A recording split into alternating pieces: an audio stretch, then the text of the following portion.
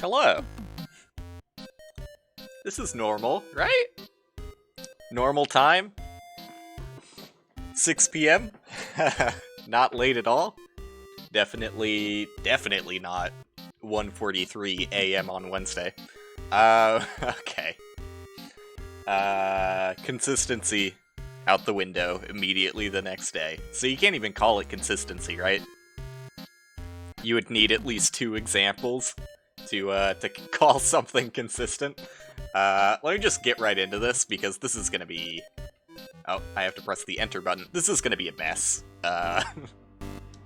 I'm starting with this cart instead of the Super Mega Cart, even though the Super Mega Cart is easier. I'm probably gonna have more fun with this one, just because the platforming is more enjoyable. It's not just like a pure grind for grind's sake, which is kind of how I see the Super Mega Cart. It's just way too fucking long for me to find it interesting. It's been a while since I played this, though, so... we'll see. We'll see. Should I practice the carts individually before jumping into this? Probably. Alternatively, why don't I just keep bashing my head against a wall and try and do things a fast way that may or may not be possible? Turns out it was. But, you know, I'm probably gonna be reckless early on in these, and then play a little bit more carefully towards the end of them. If I even make it to, quote-unquote, whatever the end of them is. It may or may not come to pass, you know? I kind of forget what you do on that one. I probably should have just jumped on top of it and jumped over. This is probably the solution you're looking for. But, yeah, don't expect excellent gameplay for a little bit, at the very least. It's mostly going to be me relearning the levels for a bit. So yeah, I guess I have a few things that I should address. You know, there's actually a few things that I should have addressed in the last stream that I kind of forgot to. So that's a mistake on my part. First and foremost, the Saturday streams is the most upsetting to me. Dude, I want to go fast, but it's just like barely possible to sneak through that corner. It's really hard to tell where the platform starts and the spike ends. Since, you know, same color palette. It's just the exact same amorphous blob. Where does the spike end and the platform begin? Nobody knows. Okay, yeah. Saturday streams. I'm not sure if any of the other guys have said anything about it on their streams. They might have. But, basically, we've been trying, or I've been trying, to be very frank about the situation. I've been trying to get the gamers together on Saturdays for the blind races, because we pretty much haven't had any consistency on that since, like, I don't fucking know, like, July of 2020, maybe? I would have to look at the YouTube channel, but it feels like it's been, quite a few months since we had any sort of consistency with the blind races. And even then, like, towards the end of it, I was, not calculated at all. Raw gamer skill in action. Even then... a little risky. Towards the end of, where blind races were consistent. Damn. We still were, like, losing regular members. Like, I don't think Dick was regularly showing up for, like, the past 2 months of regularity. And then Donald became less available. Al had, like, the month of October that he wasn't available at all, which, you know, all contributed to just no consistency at all whatsoever. And then it feels like just a lot of the morality of the group kind of dropped. Nicholas was pretty much always a trooper who was down to race if I was going to race and if we could get enough people together. That was stupid. So props to Neck. And, you know, no ill will towards the other guys either. I don't want that to be the sentiment here. It's just like, you know, If they're not interested, they're not interested, and if they're busy, they're busy.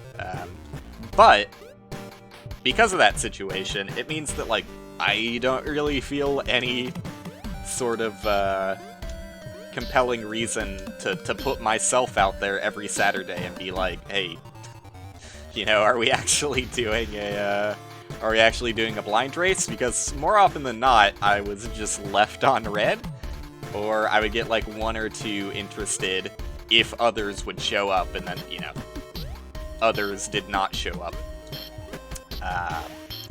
So it's unfortunate, but yeah, I basically just, like, let the group know, like, hey, no ill will or anything. Like, I would still totally be down to do blind races in the future, obviously.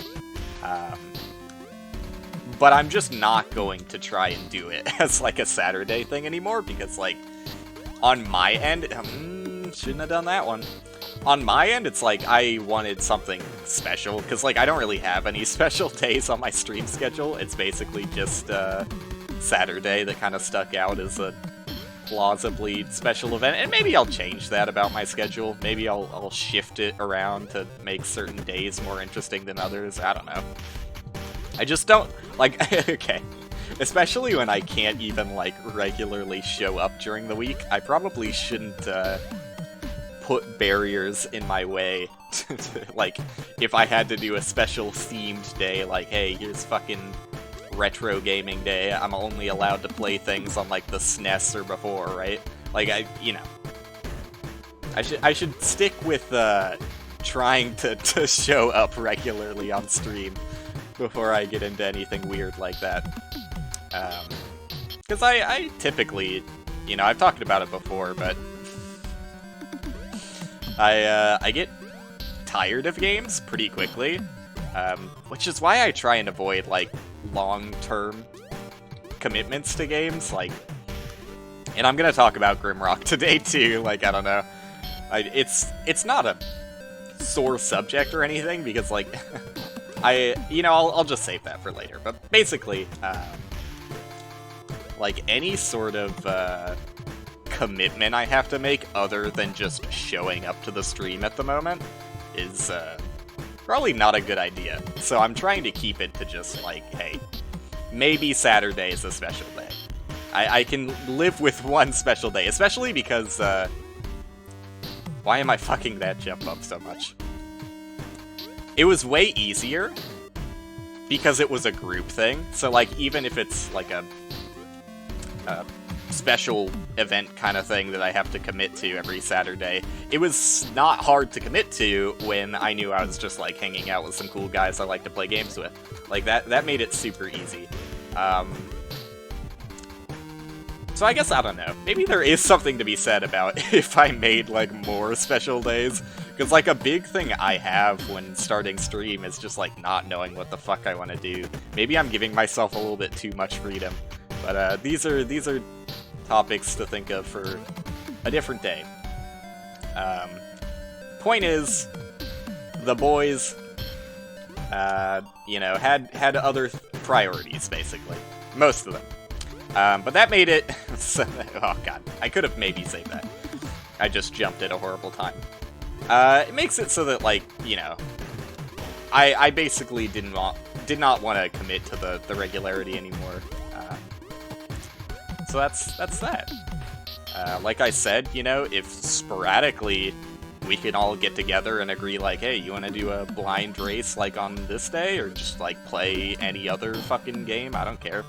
I would probably be down, depending on what it is, but too late. But it's just not going to be a regular thing anymore, and I probably will do something special with my Saturdays to fill up that empty void, and it probably will be a regular multiplayer thing if I can get that to work, but, you know, I'm still figuring out what I want to do on the day, because I don't know, I do like, I mean, it's weird calling it single-player content, even though that's what it is. I do like the solo stuff. That's a better way of phrasing it. Because I feel like, I don't want to say perform, but I feel like I don't know, I guess I'll live with the word perform. I feel like I perform a little bit better just on my own. At least currently. I don't know. We'll see. Still, you know, it's been a while since I've regularly done anything multiplayer. Like, there was a period of time where I was doing a lot of stuff with Nicholas, and that was great. It made it, like, there's... Whenever I, like, have someone else to talk to, it really does make the streaming thing way easier. But I think my biggest problem with the solo stuff and, like, that feeling of it being difficult to start streaming is because I keep trapping myself. Like, I keep basically making bad decisions for what I should do on stream, and especially when that comes with a longer form commitment, I kind of fall apart at the seams. So, I guess I'll transition straight into Grimrock then. I know I've been saying I'm gonna get back to Grimrock, because, like, it is a good game, and I have fun playing it, but I need to be more careful when I pick something for stream, because while it's a fun game, that doesn't necessarily mean it's going to be fun to stream that game. And I think that Grimrock is a perfect example of that. It's, it leaves a little bit too much on my end to carry it from a watchability perspective, and, you know, I'm not that interesting of a guy. I don't really have that... Should've jumped earlier. I don't really have that much to talk about on a regular basis. Like, when the game supplies enough, like, entertaining content, goodbye, on its own, I can't believe I haven't made it past this first area, by the way. I mean, last attempt that I made it decently far was my PB, but I was expecting a little more progress. This is going to be... yeah, you know. I'm not committing to any sort of time frame today, so if I, like, stream for, like, an hour or 2 hours and make absolutely no progress, that's just what it's going to be. But this is one of those commitments I made that I did want to get back to. Because I said I was going to do the mega carts at some point on a stream. And it still seems like a fun idea to do. So here I am doing it when I couldn't really think of what better to ramble over. This seemed like a good ramble thing to play. And it's working out decently, though I'm making very little progress in the game. I'm having fun with it. Anyways, yeah, I'm sorry. Like, I need to not... I don't know. If I... Because I felt it at the end of the first Grimrock stream, too. Not to say, like, I knew it was doomed or anything, but... I knew it would be hard to keep up till the end of Grimrock 1. And I was holding out hopes, like, man, if I can just make it through Grimrock 1, maybe Grimrock 2 will be easier to stream. But maybe it would be.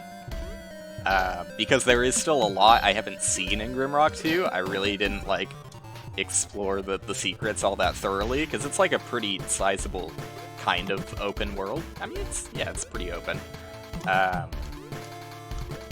So there would be a lot of new content for me, and that would make it a little more exciting, but I still think Grimrock 2 would have the same problem. And, like, it's the same problem Path of Exile has. Like, you know, I enjoy playing these games, but, you know, it's hard to make some things entertaining. Some things are just, like, Twitch toxicity. And I don't mean, like, toxicity in the way that people typically assume toxicity means. I just mean, like, it's poison, you know? Like, it's just bad. It's bad content. Not to say that every Path of Exile streamer or Legend of Grimrock streamer solely produces bad content. I just mean, like, you know, there's a certain subset of players, especially with Path of Exile, like, unless you are kind of in, like, a certain upper echelon of, like, knowledge and skill, it's just, like, no one really cares, you know? Like, I don't think that many people care about just a casual Path of Exile experience. Like, I find it fun. Here's the thing. It's like certain games. Path of Exile is one of those, like, one of the biggest ones that I could think of, that, it's impossible to watch unless you play the game. And even then, like, you know, I don't really seek out Path of Exile players unless it's someone that I already know from something else. God damn it, that keeps happening. I need to be prepared for that. Unless it's someone I had, like, already known from something else doing Path of Exile for the first time. Like, I find that experience fun to watch. But, you know, I've said this before, I'm not exactly a known quantity, so what viewer base am I appealing towards by playing Path of Exile? And the answer is none. None. So that's what I mean by, like, Twitch toxicity / Twitch poison. It's just kind of like a game that, you know, not that this is a career, but, you know, if you do look at it as a career, you would say, yeah, that's probably a pretty bad career decision to delve into a game like that. Like, I did, speaking of delve, I did the delve event because I thought that was, you know, potentially something that could have been interesting to see for me since I have done Path of Exile content before, and kind of, I mean, it does change the game entirely, making it delve only, but I just suck also. Like, I also just suck at the game, so that made things a little bit harder. It's just a gate jump, bro. Okay, so now I'm here. It's just a gate jump, don't be so scared. Oh god. I don't remember how- yeah, okay, I wasn't sure if he was gonna notice me, senpai. He does. So I don't know if this is the right strategy. That's probably not a good position for him. I imagine... I'm scared. Straight up fear. I imagine that's probably more similar to how you want to handle that. So I'm gonna have to play some jump rope here. But it's very easy jump rope. Ooh, I didn't think about that. I feel like I've trapped myself. Oh god, that came at me quick. I'm just really afraid of the screen transitions right now. That's what scares me most, is I don't want to be put in a position where I'll instantly die upon transition. And I don't remember if any of the screens are like that. Yikes! Goodbye! Goodbye, cruel world. But I'm doing alright here. So, like, both of them should get angry, right? And then, yeah, I can just, like, come out here for free. That seems like easy mode. Maybe I'm, like, cheesing this like a little baby bitch. But, this doesn't seem that bad. Okay, no, I see where it gets a little trickier. I'm gonna wait till they overlap. Yeah, okay, glad I doubled back there, because if I had kept my trajectory going forward there, I would have fucked myself. Okay. The screen has me a little bit frightened. Sorry, I know I've gotten off of the topics of discussion that I seemingly had lined up, prepared for stream for once, but I'm actually, like, going somewhere here.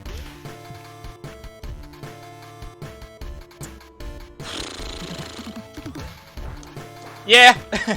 Yeah! Not making the smartest routing decisions here.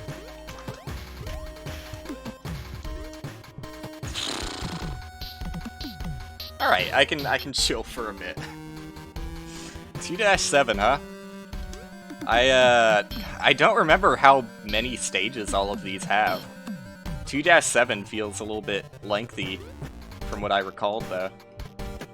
Like, can I do this safely? Nope. Probably shouldn't have experimented with that there. But yeah, you can see what went through my head. I was thinking if I ledge grab there, maybe he won't be able to kill me. Not the case. Not the case. Alright, so yeah, to cap off the Grimrock discussion, it's basically like, I'm sorry, but also, like, I don't know who I'm apologizing to. Because I'm in a pretty fortunate time. You know, I choose to look at it as fortunate. Others might say differently. But because I don't really have, like, any sort of committed fan base, I know that sounds sad, but it has some niceties to it. One of those being, even if I committed to something, no one's really going to call me out or feel that bad if I break that commitment right now. So, I mean, maybe in like 100 years, I'll get 2 people who crawl into the YouTube comments of the Grimrock videos being like, oh, why didn't he ever finish this? But, you know, maybe in 100 years I'll go back and finish it just for those 2 gamers. God damn it, dude. You can probably see what happened there, too. My brain was just like a quarter-second delayed on all those inputs.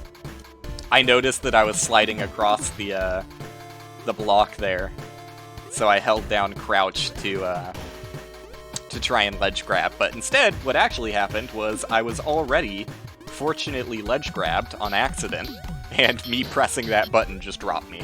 So, but this is going better than I thought it would. I really didn't expect myself to make it that far at all, and the fact that I think I got like halfway through is pretty surprising. And not only did I make it like halfway through, I basically like sight read all of the second area the first time I got there, so that's pretty nice. I mean, can you really call it a sight read when I have done all of these levels before? Probably not, but I think it's obvious that my recollection of these levels is not at a recitable quantity. I wouldn't be able to tell you what screen is coming up next. You know, I'm still holding down crouch and rocketing myself into spikes at light speed every now and then. Because I've got little baby fingers that don't do what I tell them to. But yeah, the thing is also, like, I have some ideas for, like, games that I might play longer form. I'm telling you right now, I said in the past that I might do something like Xenoblade. Probably not gonna happen. The more I've thought about that decision, especially with, like, the, you know, what happened to Grimrock, / what's happening to it, what I have just recently done to Grimrock, I have a feeling that would also be kind of Twitch poison for me. I feel like that's the kind of thing that, again, only really works if you're a known quantity. I don't think that many people care about watching Xenoblade, or just, like, most story game content in general, especially for a story game that, like, people actually really like the story for, which I think most people are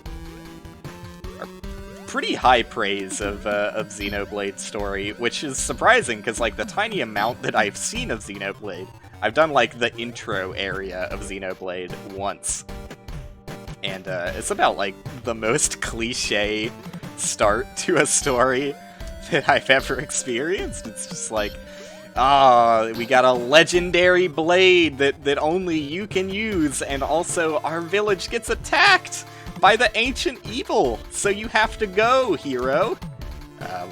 Yeah. But, you know, there's a lot of really high praise of Xenoblade, and maybe it twists the narrative a bit. Maybe it's not as cliche as I think it is. Maybe there's some twist later that makes it less cliche, but, you know, from first appearances.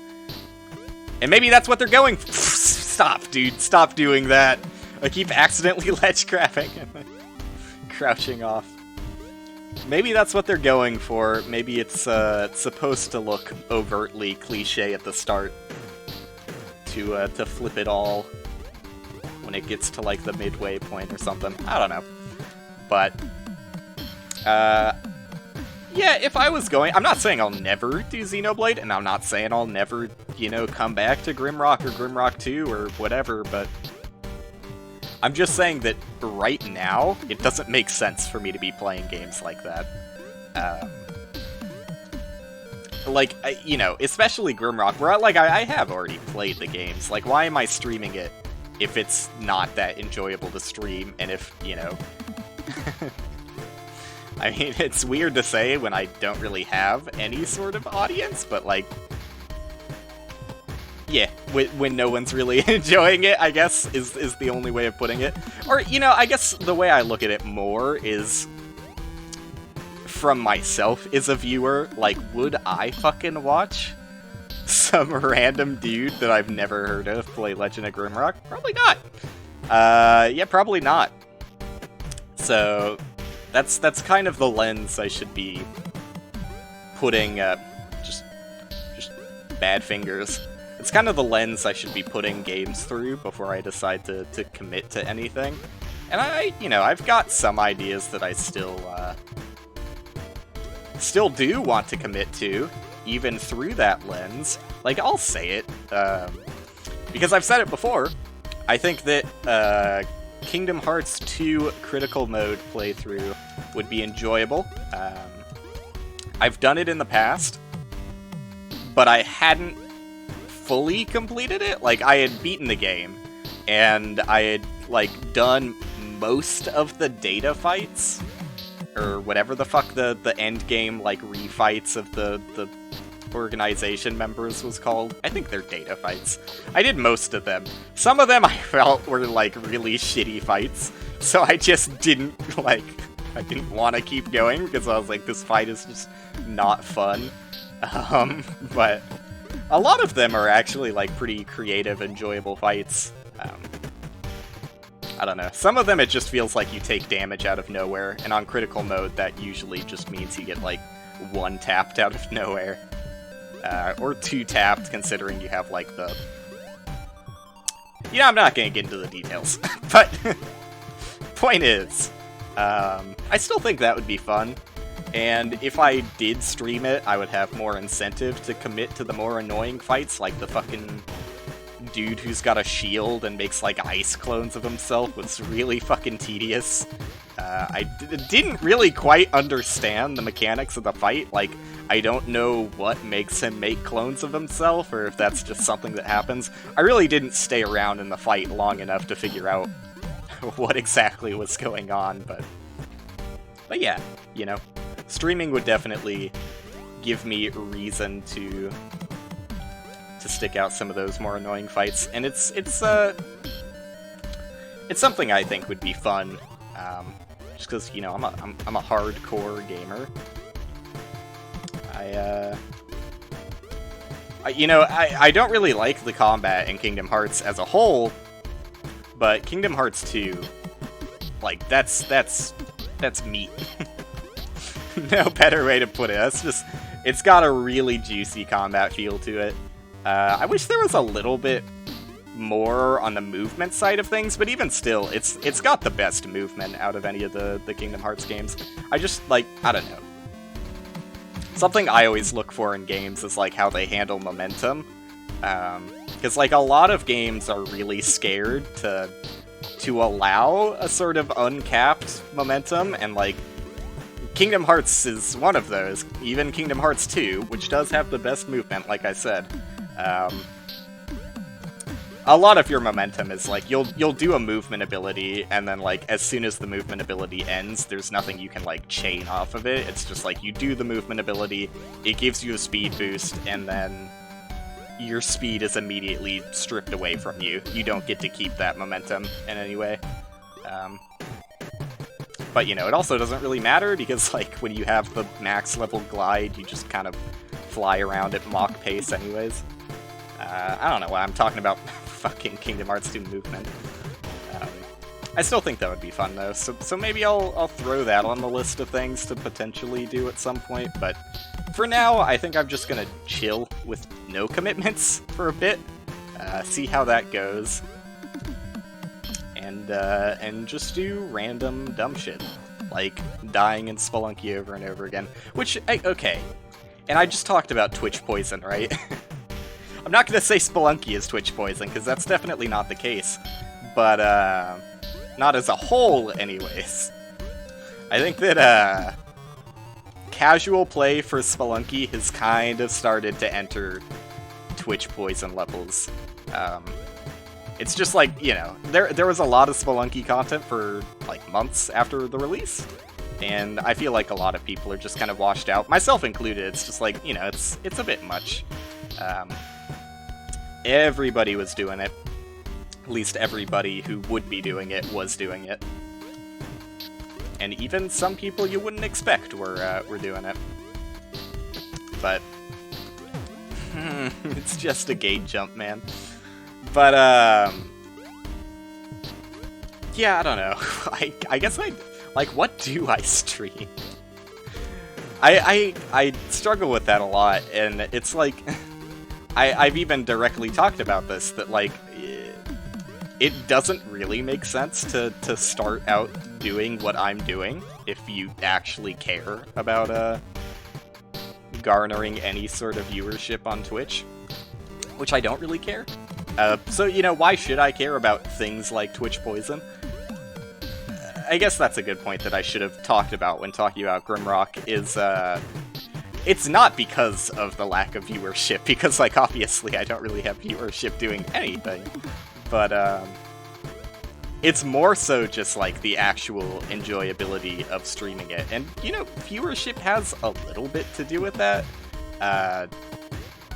Not in that, like, it'll really affect me if I'm not getting viewers doing it, but in that, like, if I know I'm doing something that would never get viewers, like, you know, Grimrock or Path of Exile, that does kind of kill my enjoyment of the stream. Just because it's a weird, weird perspective I take on it, I guess, but, like, yes, I don't really care about the viewers, but at the same time, like, I will get upset about the numbers. And, yeah, it's just not a good environment to be doing something I know gets me nowhere, I guess. Even though I am just doing this for fun, it's like, you know, it's also fun to go somewhere with it. Like, streaming itself is, it's been a fun way for me to vent and relax when there's nothing better I could be doing. It, you know, I'm really just shitting, I'm just shitting out here. I'm just shooting the shit and playing games poorly. But it feels productive. Whereas if I was just completely silent playing this game by myself, it'd be a little bit sadder. Be a decent amount sadder. So that's why I stream, I guess. Gives me an excuse to play video games. Not really. I don't really know. I mean, I talked about why I started streaming. The like literal only reason I started streaming was because I wanted to do Link to the Past randomizers, and I thought, like, hey, you know, why would I be caring about, like, if I get a good time if I don't have any sort of recording of it? So I was like, I'll just stream it. And here I am, still streaming. Don't really know why. Haven't quite figured that part out. But I think I've gone over the topics of, you know, why I feel certain ways. I guess it's now just a question of what do I do moving forward, which I'm still trying to figure out to some degree. But, scary. I think the number one thing I see right now is just less boring shit. I guess, like, that's really it. 'Cause, like, I play a lot of boring shit that I think is fun. You know, Monster Train is an example of that. Although Monster Train does, for whatever reason, have a little bit more Twitch presence. I guess it's just card games kinda tend to in general, for whatever reason, but I mean, I don't want to be... I don't remember if anybody has followed me playing Monster Train, so I'm not sure if I'm going to offend it. No, yeah, some people definitely have, but, you know, I don't really mind, quote-unquote, backseating. Like, I really fucking hate... I'm going off, dude. I really hate when streamers make, like, a huge fucking deal about backseating. Like, sometimes it's just so overblown, and you'll hear, like, 30-year-old babies just screaming and whining about how someone said something helpful in their chat. I just can't stand it. Like, that'll actually make me turn off a stream if a streamer is being overly whiny about someone trying to help. But, you know, I'm not saying it can't be annoying either. You can have both. But, I'm also of the opinion that, like, I don't know, if I'm playing a game that, you know, has, like, a lot of potential backseating, I just kind of expect it. And, you know, I kind of get what's coming to me, I guess? I don't know. Maybe some people would take issue with that, but, like, I don't know. Like, maybe it would be more of an issue with, like, one-time experiences, because I've never really had that problem. Like, I've heard that a lot of people just, like, stop streaming Hollow Knight because the community can be a little bit overbearing and hand-holdy, and if you don't do what they ask you to, then they'll get mad about it, or, you know, they'll be like, oh, well, you're not enjoying the game because you're not doing it right, when the actual answer is you're not really having any problem with the game, but you're not enjoying the stream because your chat has turned into a fucking shitfest. But yeah, I've heard not so good things about people streaming Hollow Knight, so, you know, it probably would be a little bit more annoying if it's like a one-time experience that, you know, you only get one shot at it, and, you know, having, like, a potentially, like, I mean, maybe not, like, game-changing secret, but let's just, like, secrets in general. Like, you'll never be able to erase that memory that someone spoiled a secret in a game for you. You'll always know, like, oh, yeah, this fucking dickfucker69xxx in my chat told me that if I crouch in this wall for 30 seconds, I beat the game, so never gonna forget that one. But I don't really mind it for card games too much, but it can be a bit much. It gets to the point where, like, if you show that you're accepting of backseating, people will go all the way for it. Like, if you give a little bit, people take a fucking mile. Which is, unfortunate. But, like, you know, in general, you know, if someone's trying to help me in the game, I don't really mind it. I still typically just make my own decisions anyways, which you could probably tell from, some of the last Monster Train streams I did. But it does get a little bit tedious when, literally every single decision is trying to be hand-fed to you. It's just like, it's a bit much.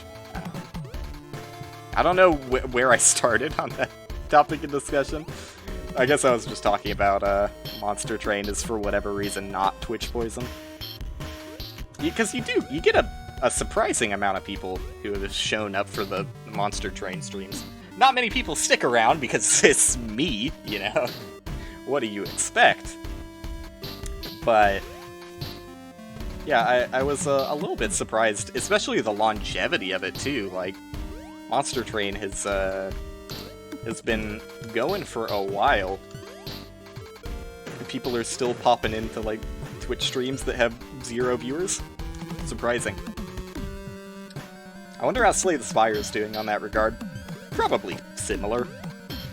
Maybe slightly worse, you know? It is a older game by a bit. You're washed up, Slay the Spire. Monster Train is my new best run. Yeah, I didn't know what I wanted to do there. How did I handle that before? I think I just, like, waited longer on the screen, so the cycles lined up differently. Or maybe I, like, jumped twice on the first slug to delay the other one. I definitely don't want to be jumping on the lower platform when the slug boy is, like, right underneath me. That's making it a little bit harder on myself. I'll figure it out. I really should just, because, like, the reason I had so much success in the second area the first time I went to it was because I took my time with a lot of the screens, and I, like, patiently read through them. But now I'm just trying to, like, I've seen the screen before, let's just get it over with. Take me back to where I got farthest. Give me a PB already. But, I had a ton of fun... streaming Magic Castle. So maybe I should just do more weird shit like that. Though it's gonna be hard to find another PlayStation 1 game coming out in 2020. Like, that was a lot of the appeal to Magic Castle, is, like, it's a... kind of like a zombie game brought back from the dead. Risen from 98. So cool. I might go back to Magic Castle also, because, like, there are other characters, and apparently I, like, unlocked something when I beat the game last time I streamed, so there might be more to Magic Castle. But, undecided on if and when I'll go back to it. It's kind of hard, it's, you know, it's... I don't necessarily want to say chasing lightning kind of situation, but... because, you know, the stream went, like, analytics-wise, about as well as every other stream. But I had a ton of fun during the stream. So I guess it's hard to find the right balance for that. I think it helps, though, that it was, like, a short-term thing and there wasn't commitment to it. So I probably should just sit back for a while, do more weird shit. And less long-term stuff. Because I just find it too hard to commit to long-term stuff, right now at least. You know, it's just like the... I can't get past it, man. It's just like if I know that, like, from a stream perspective, it's, like, empty content that does nothing for me, I just get so demotivated to continue it. You know, I've tried to get over it and just, like, push forward through it, but it's just like, you know, if I'm not enjoying myself, then why would I keep pushing forward through it? It's, it's a weird spot for me. I keep telling myself, like, oh, well, you wanted to do this, so you should keep seeing it through, because it's what you want to do. When, like, yeah, I did want to do it, obviously, or I wouldn't have started it. But, I've come to notice during the streams of it that I no longer really want to do it, so... I should listen to myself a little bit closer. And stop being dumb, basically. Speaking of stop being dumb, where's my consistency? Why am I not back to the second area again? Is there anything else on the agenda? I don't know if I want to say, you know, I guess I'll say it. Because, like, oops. For this Saturday, I do have something semi-planned, and it is weird shit. You know, talking about wanting to do more weird shit, the thing I have planned for Saturday falls right in line with that. But nothing's 100% set in stone yet, so... I don't know. Again, who am I setting expectations for? I don't know. But, just in case, someone out there may or may not be disappointed if it doesn't happen, don't get your hopes up too high. Why am I fucking that up so much now? That shouldn't be difficult. But I was potentially planning on playing Roblox. Because I have gone on record as saying I never want to play Roblox. My girlfriend... You know, I don't want to make it seem like my girlfriend is like an avid Roblox fan. She's not. She just played it when she was younger and thinks it would be funny to play with me because I've never played it. But no, I was never a Roblox child. My only experiences with Roblox were a friend of mine in middle school had a Roblox account. And one time when I was over at his house, he showed it to me, and he was like, dude, there's a game that's just like Minecraft, but better. And I gotta be honest, I think he might be a contributing factor to why I never got into Roblox, is because, like, immediately I had super high expectations of it. And then, you know, at the time, obviously, like, I guess, you know, I should set the timeline first. Middle school is where I first played Minecraft, and, you know, the first, like, year or so of Minecraft was, like, the most magical gaming experience of my life. And probably the same goes for a lot of people. Like, I remember going to another friend's house in middle school. Popular, I know. And he showed me Minecraft for the first time. And, you know, counter to my Roblox friend saying it's Minecraft but better, super overselling the game. The friend who showed me Minecraft was just like, oh yeah, it's a cool little game. Like, he undersold it immensely compared to the excitement I got when I played it for the first time at his house. I was just like enamored by the fact that I could dig up dirt blocks and make a house out of it. Like, that feeling is impossible to encapsulate again. Also, I'm gonna wait this out a cycle. Like, it's I hit my head on the ceiling. There's a special magic to the first time you played Minecraft that it's hard to recapture. I mean, Minecraft still brings it back every now and then, but there's nothing like the first time you dig up that dirt block. Is that, you know, that would be a fun trivia question. I'm sure most people just don't fucking remember. But I think it would be funny to, It's like the least interesting statistic imaginable, but I want to know. Again, just rocketed myself into spikes. I want to know. Give me the statistics on most common block. Not sure if you could hear that, but my cat's biting his feet, and he sometimes gets a little bit crazy with it and starts meowing. I want the statistic on the most common block people mine the first time playing the game. Yo, what's up, dog? It's been a while. You know, forgive me if I'm wrong, because I think you've only popped in here once, but aren't you the guy who popped in while I was playing Path of Exile? It's kind of funny that that I was literally earlier having a conversation about how playing Path of Exile is kind of like poisonous content that would never draw in any sort of attention in a streaming environment. But hey, you I think you were one of those. I think you're probably the only one who is here because of a Path of Exile stream. But I also could be misremembering entirely. You know, another thing I just now thought of this, because I had the dialogue in my head on, am I going to say hi using your name? The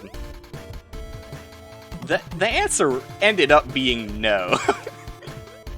I say it with, like, I don't know, I don't feel weird about it when I'm talking to, like, friends that I know who, like, pop into my chat, but I do feel a little bit weird just addressing people who pop into my chat by their aliases.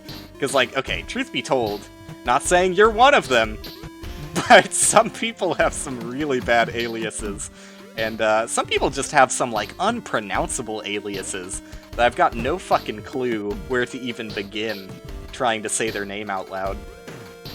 But, I don't know, for some reason it feels weird, because I know a lot of streamers do it, because there's, like... I don't want to say that every streamer who, like, reads out people in chat's name are, like, baiting psychology, but there have been, like, a few streamers I've known of, not that I watch them, but a few streamers I've known of that get, like, really weird about, like, the psychology aspect to it, and are like, oh yeah, if you want to be a successful streamer, you have to have, like, text-to-speech donations turned on, or you're never going to make a living because people just want to hear the things they type in a box read out loud on stream. And, like, yes, you always have to have, like, a follower notification on with their name, because, you know, why are people going to be sticking around if they aren't recognized? And saying, as weird as it is, a lot of those kinds of people make a big deal about saying people in chat's aliases out loud whenever they show up. So I feel weird about doing it. I probably shouldn't. I should probably just be a normal human being and be like, hey, poor Can, thanks for showing up. But that also feels weird. I shouldn't say thanks for showing up. Dude, I'm just being a freak right now. I'm going off. But yeah, that's why I'm weird and a freak. In a nutshell. God damn it, dude. What was I even talking about before I got distracted by that tangent? Probably bullshit. It's usually bullshit. Oh yeah, Roblox, that's right, Roblox and Minecraft. I brought it back. I have a problem with that, though, and I might be having that problem right now. I go on too many tangents, and I feel really bad when I'll end a stream and when I'm, like, chopping it up for a YouTube video. I get so frustrated with myself. Like, I get really mad hearing myself start a story and then interrupt it with, like, 10 tangents and never get back to the original story. So I need to try and put a cap on those kinds of things. But, yeah. Fuck the Minecraft block statistic thing I was talking about. No one cares. The first block I dug was dirt, though, for those wondering. Please submit the first block you ever dug up in Minecraft in my Google Docs. Joke. Along with your, social security number, credit card number, 3 funny digits on the back, etc. Sorry. Okay, I had to make the joke. Tangents over. I'm gonna go back to talking about Roblox. So obviously, you know, I was really into Minecraft, and then the first time I see Roblox, like, my friend shows it to me, and, first off, he's wearing, like, you know, even as a middle schooler, I'm not gonna say the C word, I'm gonna avoid cringe, but, you know, I was, like, great friends with this guy. We were over at each other's places, like, constantly. But, seeing what he put on his character in Roblox gave me some severe secondhand embarrassment. I'll just, like... I don't want to go too much into detail. I mean, why shouldn't I? It's not like I've named any names. He was basically, like... I mean, because nothing looks right in Roblox, right? Especially, like, we're talking about Roblox when I was in middle school, which was fucking 2010, maybe? Is the right time span? I'm not good with dates. You probably tell by the fact that until recently I didn't know the named order of the months of the year. But yeah,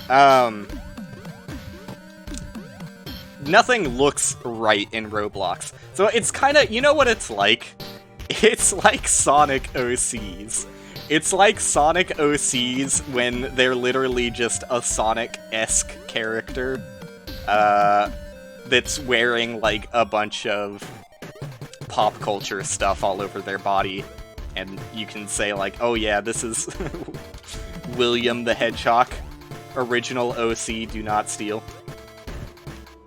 Yeah, that's basically the vibe I got after looking at my friend's Roblox character. It's just, like, default Roblox model with Goku hair, katana on his back, like, red eyes or something. It was rough. And I had to play as him, because I didn't have my own Roblox account. I was just like, you know, if you're showing me this game, yeah, let me play it for a bit, see what I think. And, like, he did a really, really bad job of showing the game in a good light, because the first thing he showed me was someone's obstacle course they had made, but it was just broken. And, you could see some dude, like, stuck in the wall, text chatting, like, help, please help, get me out of this wall, I've been stuck here for hours. And, like, literally the first jump you make is, like, nearly impossible. Like, you just straight up jump, and there's, like, a mile away from the other side.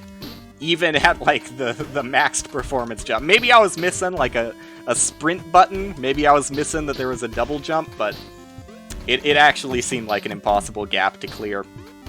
So we struggled with that for a little bit, and then he was like, oh, okay, you know, this is a shit map, let me show you a different one.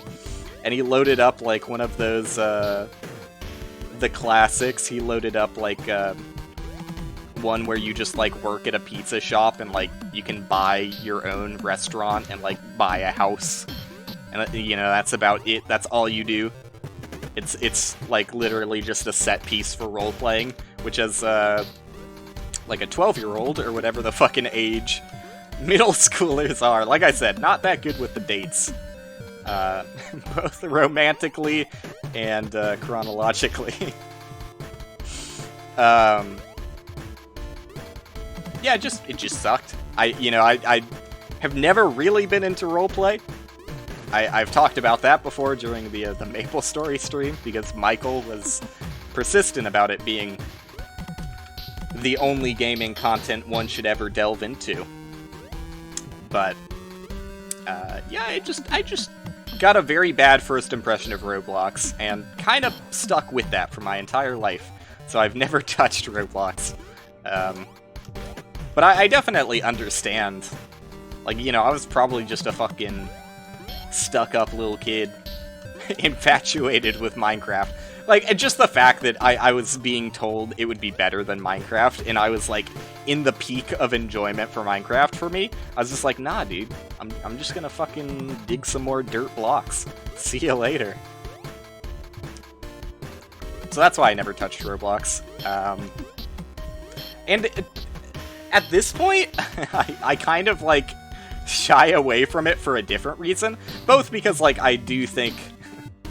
I mean, I'm not gonna say it wouldn't be fun, because I do think there's definitely some fun to be had, and especially in a stream environment. That's why I am plausibly thinking about doing it for Saturday. And, you know, I would try and get other people involved too, because there's no fucking way I'm doing Roblox by myself. But another aspect to it now is just, like, I don't know. Like, the way the game is maintained feels really weird. Like, I don't exactly know how the file setup is, but it just seems messy. And, like, I've got a weird thing where I like to keep my PC really, really clean. And, like, I don't know, maybe I'm a clean freak about it, but whenever I delete a game, especially if it's, like, a large file size, because, like, a lot of games do not delete all of the data in it. And that really bugs me. Like, especially there are some games that leave, like, a large amount of leftover data after uninstalling. I don't want to be in this position. I regret coming there. There you go. I think that's more similar to what I did the first time. It's just a gate jump, bro. Like, I think the one thing that set it off for me the first time, probably, I've probably had this habit from before this happened, but there was some MMO, I don't remember what the MMO was, but, it was some, like, generic, you know, endless grind, do quests kind of MMO, and there was, like, a known issue that when you uninstall the game, it literally removes none of the game data. Like, you'll hit uninstall on it, and the entire full game will just still be on your PC, taking up hard drive space forever. So I think I've always kind of had the habit of, like, being a little bit cautious about cleaning up my PC before that, but definitely after I got that game, I was like, oh shit, I actually need to care about maintaining a clean PC, because previously I had thought that hardware developers had my best interest in mind when designing software. Did I say hardware developers? Software developers. But evidently not. Evidently some things can slip through the cracks, and you can get some truly god-awful criminal acts like, leaving an entire game. And it was a big game, too. It was like 50 gigs. So, it wasn't even like a super optimized, like, tiny little indie MMO. I know the vast quantity of indie MMO games. I still think I'm like one of the only people who advocate this, probably, but like, doesn't the modern era of ARPGs kind of count as an MMO? And I mean, maybe I shouldn't say the modern, because like, I don't know, I would still count like Grim Dawn and I guess Wolcen as well as a modern ARPG. I mean, Wolcen is definitely modern. I don't know that much about Wolcen, though, because I didn't play it. Was that an always online game? Because, like, Path of Exile, Diablo 3, those are always online games, and, like, they have the populated towns with, like, real players and stuff. So I've always kind of associated that more modern, always online kind of ARPG with MMOs. I know that not that many people probably enjoy hearing me call Path of Exile an MMO, but it kind of is. In a way. It is, to some degree, massively multiplayer, and it is online. So yeah, there you go. I'll take my $200 for naming the genre, thank you. Thank you. Oh, please, stop clapping. I know, I've done a great deed. But yeah, not that many indie MMOs, unless you are gonna count Path of Exile, which is like, I don't know. Is Path of Exile even indie anymore? I guess like literally not, because they're what, like 60% owned by Tencent? I don't remember how much is owned by Tencent at this point, but yeah, I don't think you can actually call Path of Exile indie. When, I mean, would you call that a sponsorship? It's a really weird situation where it's not like they're being sponsored by Tencent. It's actually like Tencent owns them, you know? That's a difference. But yeah, I probably would say that the Path of Exile has surpassed indie. It's at least like quote-unquote AAA, which is a weird phrase. Like, am I the only one who still doesn't know what AAA means? Like, what is AAA? Is it an acronym? Or is... I actually don't know the origins of the phrase AAA. But... III is even weirder and makes less sense, because it's literally just AAA, but the swap A out with I because indie, haha. But yeah, that's where Path of Exile sits, probably. III. I'm still waiting for the first indie science-based MMORPG with dragons. It'll happen, man. Backed it on Kickstarter 20 years ago. Not true story. I have backed some things on Kickstarter. Maybe that would be a fun thing to do. Open up my Kickstarter account and review the things I backed. Some of them, in fact, I think all of them suck, except Four Souls is actually a pretty fun card game. Board game? I wouldn't really call it a card game, so I guess I'm sticking with board game. Even though it is pretty much entirely just cards. Hard to draw that line. I don't think anyone really cares, though. I don't think it matters. So maybe no one has to draw that line.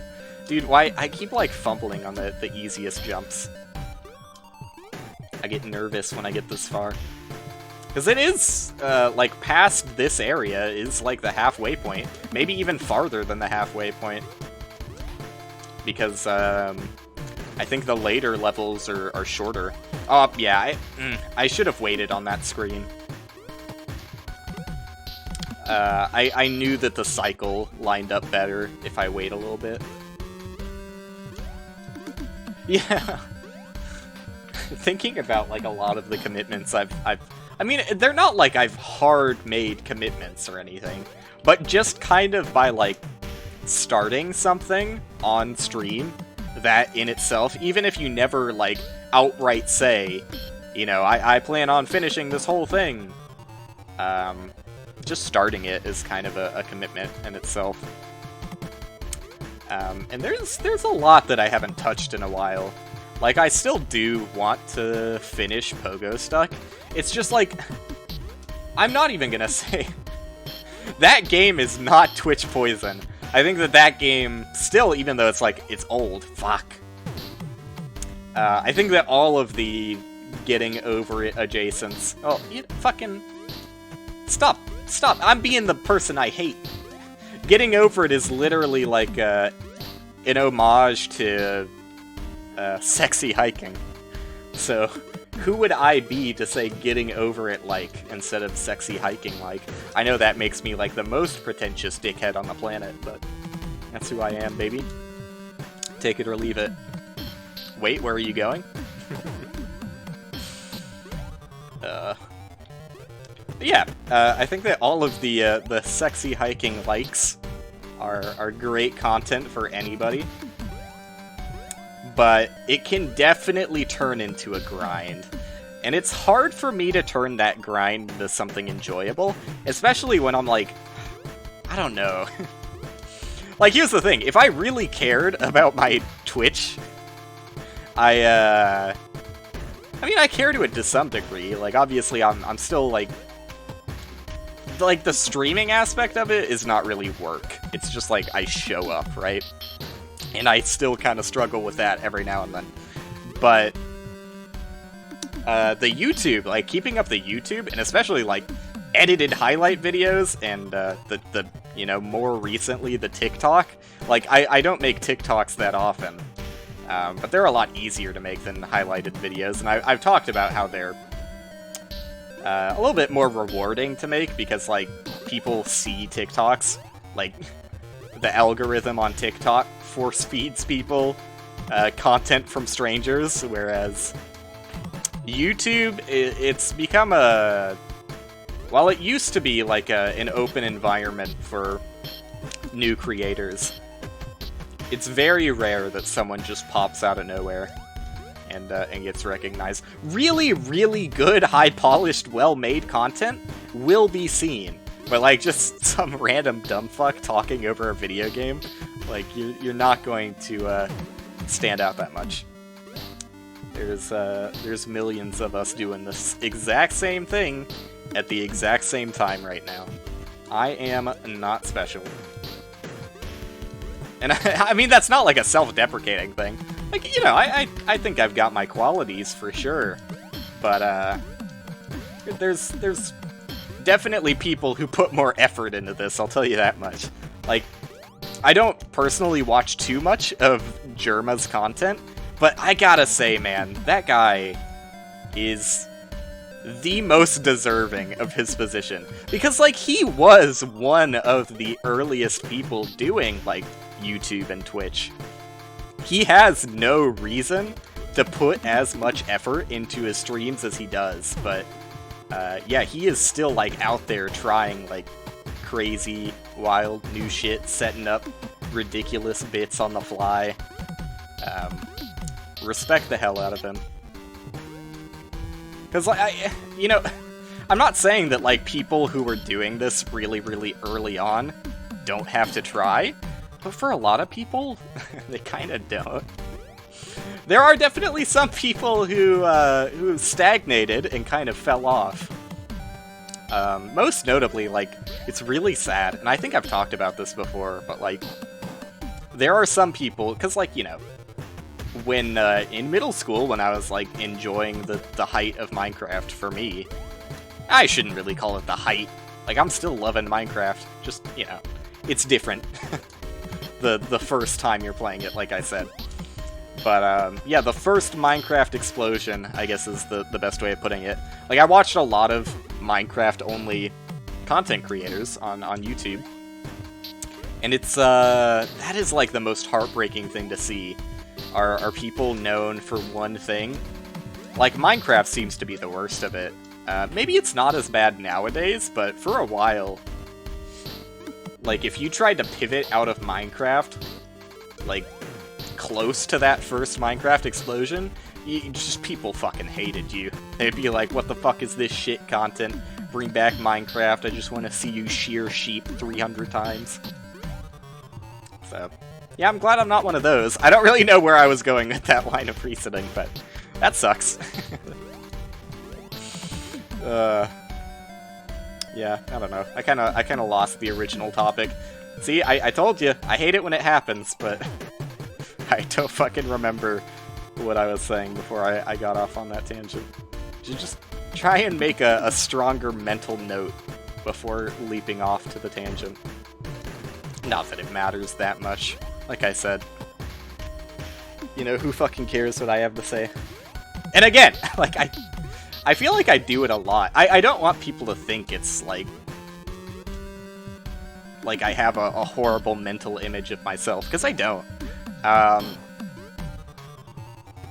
The only thing I will say, I have genuinely, and I talked about this before as well, when I was quitting GameStop, I talked about how I was thinking about quitting streaming instead. Because, like, one thing had to drop for sure. But I have definitely thought about quitting streaming. And it's not like a, you know, oh, it's not doing well, I'm a failure kind of thing.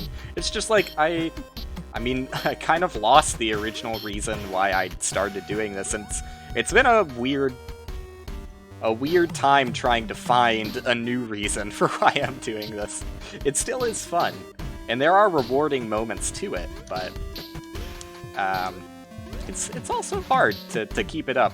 Especially, like, I know consistency is a big thing if you are trying to go anywhere with streaming, which I am and I'm not. Like, I would be completely fine if I streamed for, like, because it's already been close to a year of me streaming like this. That was way too close for comfort. I would be completely fine if I went another year and stuck around at this viewership.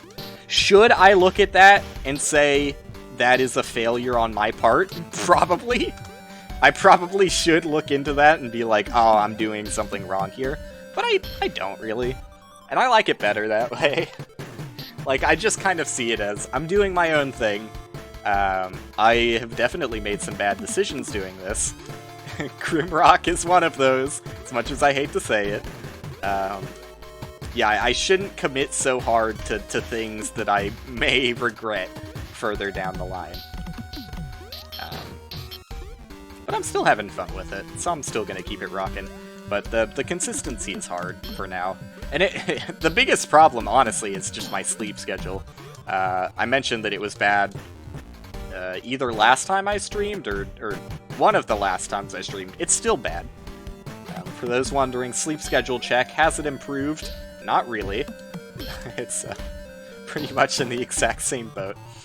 I woke up at like 5 p.m. today, so I guess it's like a little bit better, but I'd like to be waking up at around like 11 if possible. And getting my ooh, that sucks. Getting work done on my game early in the morning, and then I have like a little bit of time to unwind before. I wasn't sure if that dude was still there since I saw him jump off screen. But I like being able to unwind for a bit after working on my game before I immediately jump onto a stream. So that's my preferred schedule, but getting there, it's taking a while. Okay, why didn't I just do it that way last time? No, dude! Fuck the corner. Fuck the corner jump. God damn it. The exact same time I died, or the exact same way I died last time. I just bonked my head on the corner trying to do a little wraparound jump. I should be more careful. What? I could still ledge grab that. Why am I not just ledge grabbing that? Oops. Like, the game has a mechanic where I can just avoid the corner of the block entirely if I do that. I'm stupid. I'll do that next time I get there. I can't believe I'm, like, making it relatively far in this relatively consistently, though. And I've only been doing this for, what, like, an hour? I don't want to jinx it, but I actually think I have a chance here. I think I might have a genuine chance.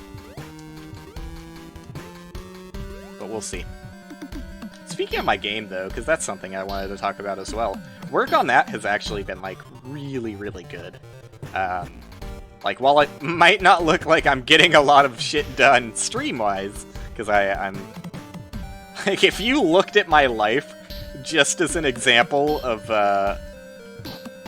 my stream schedule, you would think I'm a fucking wreck, and probably right to do so. But, no, I'm fine.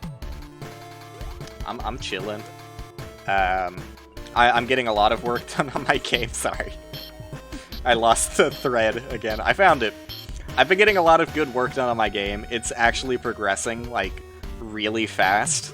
Because I'm actually, like, working on it? I know, crazy. But, when I was working at GameStop, it was so demoralizing. Like, more so than usual. Like, I'm already kind of demoralized to work on, Bounty Below for my own reasons that I've talked about before, but it was especially demoralizing working on it and getting absolutely nothing done, just because I didn't get that much opportunity to work on it.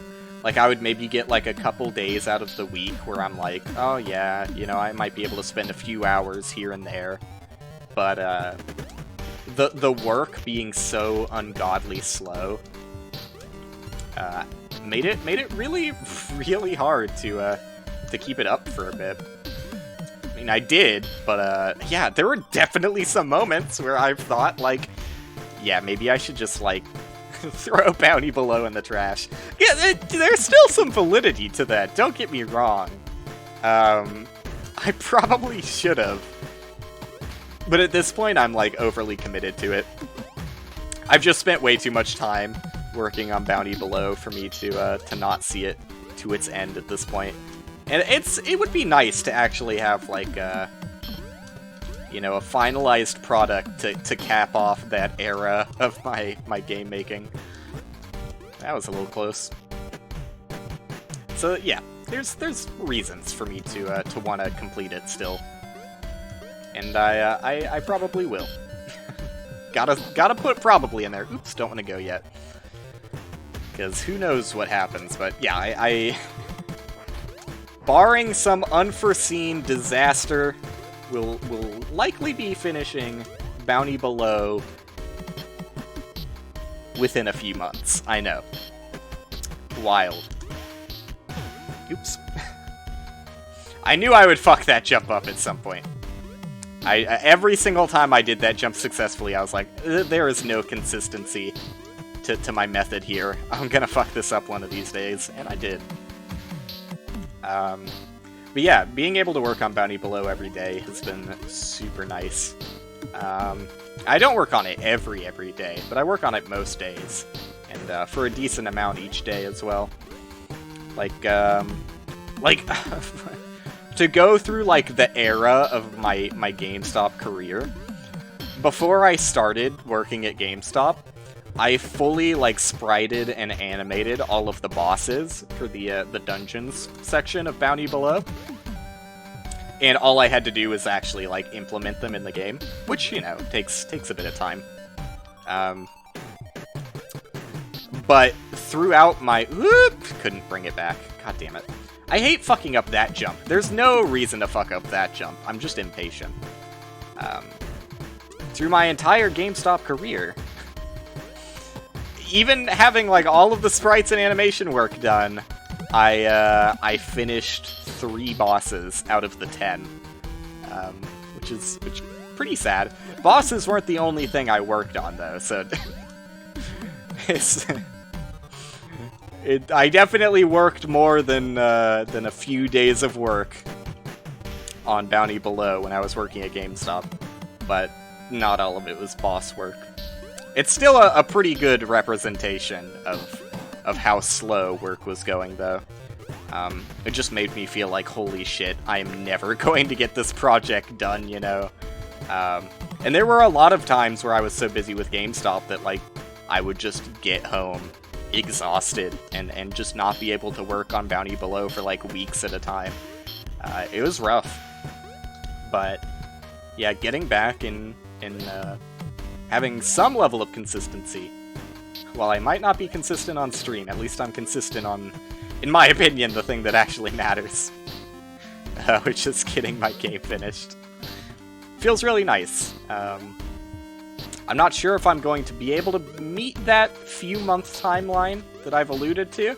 I'm definitely going to try. I got the, I should have mentioned this a while ago, but I did get the Steam page for Bounty Below up. That was one of the things I did on that week where I basically didn't stream at all. Was working a lot on Bounty Below. Got the Steam page set up so that if you want to, you can search on Steam right now and wishlist Bounty Below to get an email notification when the game is released. It will be free, mind you. It will be free. So if you just want to play the free game I make when it's done, that's how you'll get notified. As well as probably me talking about it non-stop on stream. I mean, I'm not going to be one of those annoying guys who's... I missed the cycle, by the way, so I'm just going to wait. I'm not going to be one of those annoying guys who just won't stop talking about the game they've made. Because Bounty Below is still not that great. I don't want to set expectations too high. This goes back to the people always thinking I'm overly self-deprecating conversation that I never really put a cap in it. Yeah, no, I'm not, honestly. Like, when I say, like, you know, who cares about random 10 millionth kid streaming games on twitch.tv, that's not self-deprecating. That's just realistic, honestly. I mean, people might be upset about that and be like, no, you know, even if you're saying it's not self-deprecating, it still, like, lowers your image of yourself, but I don't have a mental image problem. People are always so quick to run to your own defense when you make a self-deprecating joke. More so now than ever before, I've realized. But no, I don't have any sort of mental image problem on a regular basis. I'm actually, like, a pretty proud guy, and, like, even though the numbers don't reflect it, I was really proud of the Magic Castle stream. I thought it went really well. Maybe I should be embarrassed about that, because the, you know, the numbers don't necessarily represent that, or reflect that, I guess is a better way of putting it. How do I want to do this? Oh, he saw me. That son of a bitch saw me. Dude, fuck that. I hate the fish AI. You know, I'm actually gonna hop out of this. I'm gonna hop out of this and I'm gonna practice that cart. Because unless I get a somewhat consistent strategy for this guy, I'm gonna keep dying to it. So let's figure it out. Dude, okay, so obviously that's not the strategy. I just got completely fucking walled in there. Oh, you know what? I should probably just go up whence I came, right? Like, do one of these. But, like, how do I handle this situation? Ah! Dude, there is no consistency for me doing that, ever. Let me just see if I can finish out the rest of it. Dude, it's an entire cart of this. Ugh. I literally had zero memory of this cart. Did I do this one when I was doing the carts? On the last End is Nigh stream? I know it's been like a decade. I hate this. Yeah, this is gonna be really rough. This is like by far my least favorite enemy in this game. Oops. I mean, it's probably everyone's least favorite enemy, because it's the most annoying AI. I mean, the bats had its moments. I imagine the bats were more annoying, in a speedrun environment, because you kind of had to manipulate the AI of the bats in certain areas, but these guys... I mean, I know there probably is a consistent method, and obviously I've kind of, like, already teased out a consistent method for this one. But am I going to be able to pull it off in the actual Mega Cart where it matters? Maybe, maybe not. I think just going in, like, big circles, oh god, for those is what I want to be doing. just hate this. There's no way I did this cart on the last stream I did of this. I refuse to believe I put myself through this. Like, I actually have no memory of this cart. I mean, maybe I'm just, like, losing my mind. Maybe this is WillPending gone senile moment. It's plausible.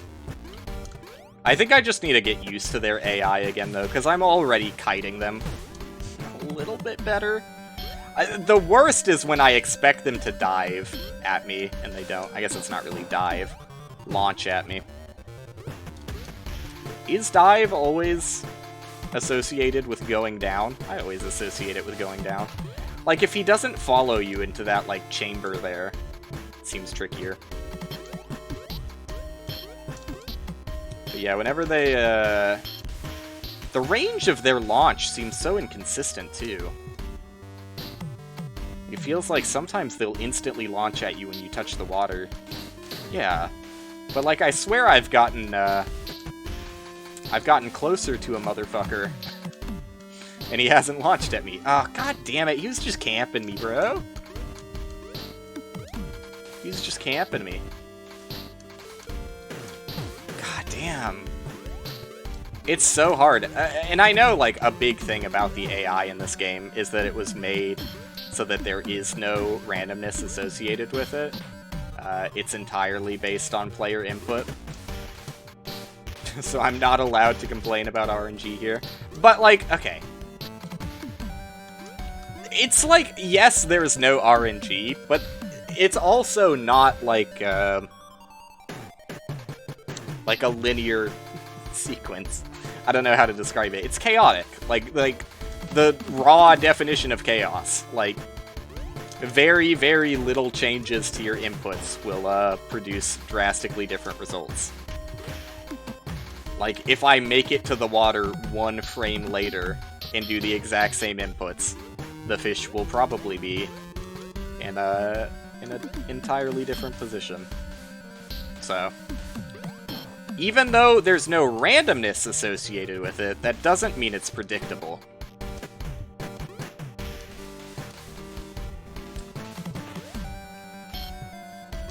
It's like pie, you know?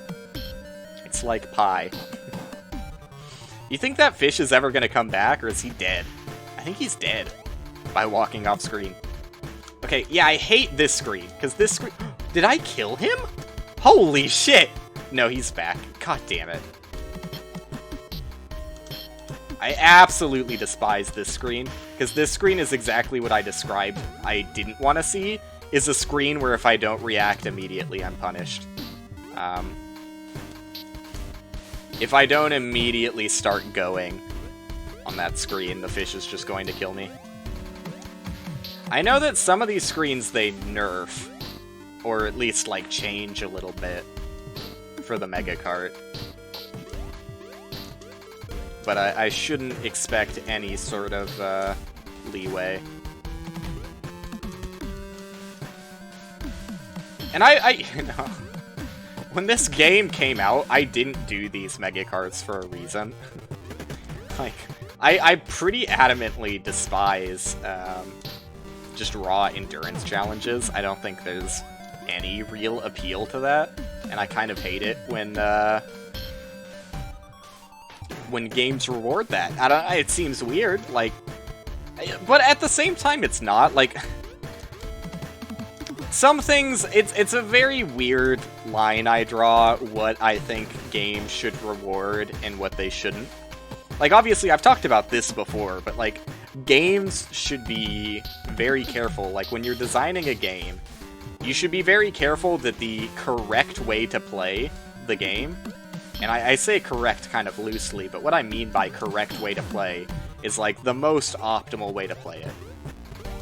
If you're really min-maxing, trying to get the most out of every opportunity, the correct way to play the game should never be unenjoyable.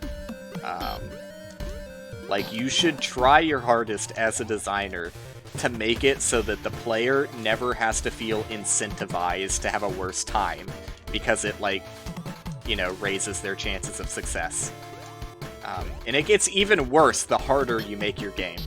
Like, if you make a brutally difficult game and force the player to have some very unenjoyable min-maxy type of gameplay, it's probably not going to be a very fun game. Sorry to tell you. But, like, even if, like, you could have a really solid, fun gameplay loop and completely ruin it by pushing the difficulty too far and making the optimal way to play it not enjoyable. That can take an enjoyable game and ruin it. And you know what? Really good example of that is Dead Cells. Dead Cells is like a really satisfyingly fun game to play, but the optimal way to play that game directly goes against that fun. Maybe they've updated it since I last played it, but the last time I played any Dead Cells, pretty much the optimal strategy was just to run past everything, because the game... Yeah, the game doesn't... Fuck. I wasn't looking at the screen. I thought I was safe. The game doesn't really reward you for killing things directly. It has been a while since I played. Like, you get... No. I don't even remember. Does the game give you anything for killing enemies? I don't think it does. I think the game actually gives you nothing for killing enemies other than, like, the safety of there not being an enemy there. Maybe I'm misremembering, but that's my current memory of the situation. And because the game gives you nothing for killing enemies, in pretty much every situation, the optimal way to play the game was just to run past enemies. And especially, like, run past enemies quickly. Because if you could run past enemies quickly, you get a bonus for beating the level fast enough, you know? There was, like, a timer that has, like, timed chests that give you, big bonus rewards for... I forgot how those guys work. I thought you had to be directly over or under them. I forgot they react, like, one block in front of them. But yeah, because the most optimal way to play the game was to avoid all combat, basically, it just ruined the enjoyment of the game. Because, like, yeah, you got to have the boss fights, which was fun, I guess, but, it was basically, like, waiting 6 or 7 minutes while you run through levels, like, occasionally taking hits here or there, because you are going to get hit by some of these enemies, by running past all of them.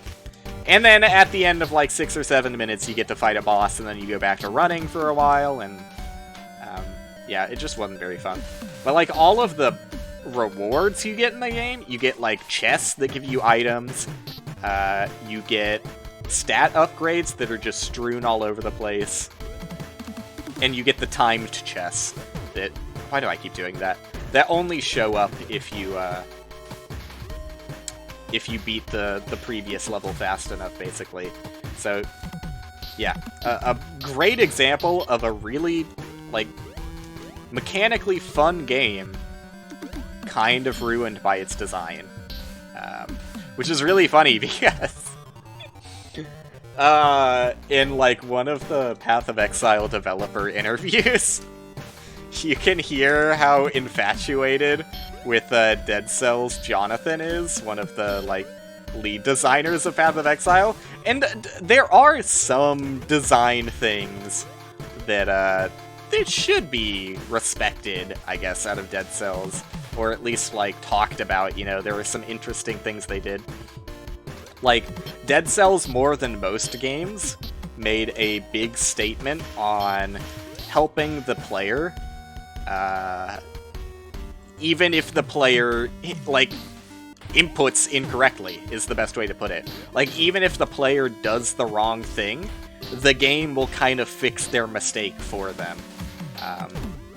Which I don't know where I sit on it. Disc Room is kind of another in that house of, well, that feels like I've made an impossible to win scenario for me. Yeah, I feel like I lose. Skirt! Okay. Disc Room is another one where it's super forgiving on the player's side of things. Like, the player can make a lot of mistakes, and Disc Room will let them get away with it. Same thing for Dead Cells.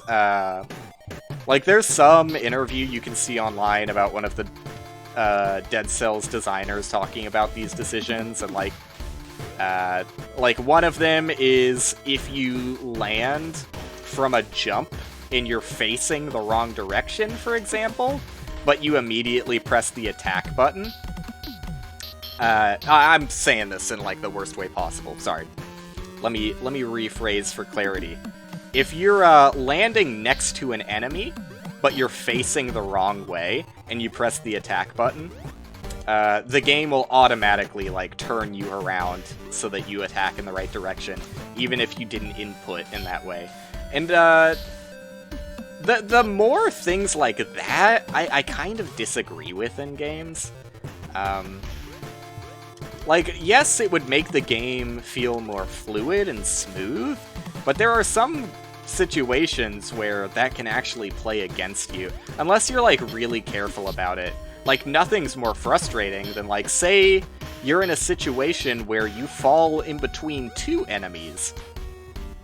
Like, one on each side of you. Like, what does the game prioritize? Because, like, if it's coded improperly, it may always prioritize, like, one direction over another, right? And, like, you never want to be in a situation where the game does something for the player that they didn't want to do. Like, if you fell from a large drop and you got turned around to hit an enemy behind you, but you wanted to hit the enemy in front of you, and, like, you took damage because of it, that's not a good feeling, so. I'm, in general, I lean more towards the side of let the player make their own mistakes. But there are some situations where I lean in the opposite direction as well. Like, I can definitely see this is what you don't want to have happen with the fish. Fuck off, dude! God damn. They're so annoying. This is going to be the worst of it. I can feel it already. I'm not going to have more trouble with any other area than this one. I don't care what horrors lie in the fourth of the, what is it? The cycle of forgiveness or something? Whatever it is, the fourth cart, I guarantee I'm not going to have trouble with. Oops, can I go back? Oh, I can actually go back. I don't think I can in the Mega Cart. Maybe I can. I should maybe test that, because that would actually be pretty important to know in a situation like that. Yeah, whatever is in the fourth cart, there is no way it troubles me more than these goddamn fish. I just can't fucking stand them. Like, even if it's harder, and even if it takes me longer to overcome the fourth cart, I will be so much less frustrated just because I fucking hate these fish. Like, I just hate being in the same environment with them. Just get me out of here, man. But yeah, there are some situations, like, I'm definitely for, like, forgiveness frames on input. Like, input buffering. Like, if a player, like, presses the jump button before they hit the ground, like, I'm doing it, like, way before I hit the ground here, but it's buffering my input so that I jump frame 1. There you go. I'm still, like, halfway through my fall, and I press the jump button again, and it instantly jumps when I hit the ground. That stuff, I'm for. That line is a little bit harder to toe with things like forgiveness frames when a player walks off a platform, but I'm still mostly for that as well. Things I'm less okay with are the game actively making, like, inputs that the player did not make. That's where it gets a little bit... I mean, It's not even just the fact that it's handholdy. Like, I don't want to set that example that people think, like, I'm just against it because it helps the player out, because that's not the case. I'm mostly against that because, I actually think that, like, it makes it too easy to get into situations where the game does something the player didn't want it to. Okay, so that one's really easy once you get past the fish, actually. What is this one? Yeah, no, this one's not even bad. Look at it. It's got no moving part. Well, I guess the platforms are moving parts. Ports. But this is significantly easier. Anyways, back to random ranting. Oh, no, fuck it. No, I hate it, actually. I actually hate it! I still hate the fish more, but I'm also not a fan of the cancer blobs. Yikes. What a predicament I find myself in. I definitely didn't do these two carts. When I streamed End is Nigh last time. I thought I did most of the, I thought I did all of the carts except the mega carts, but apparently not. Evidently not. Okay, this screen seems really easy. I think I could, yeah, just do that. That seems pretty easy. Like, the actual platforming in this level is very easy. It's just the fucking cancer blobs. They're the only problem. Because, like, once you get the cancer angry, it stays angry for fucking ever. It's so awful. I have a feeling that that screen I was just on is probably going to be the worst of it for me. I can imagine that screen being the hardest. Because this screen doesn't look that bad at all.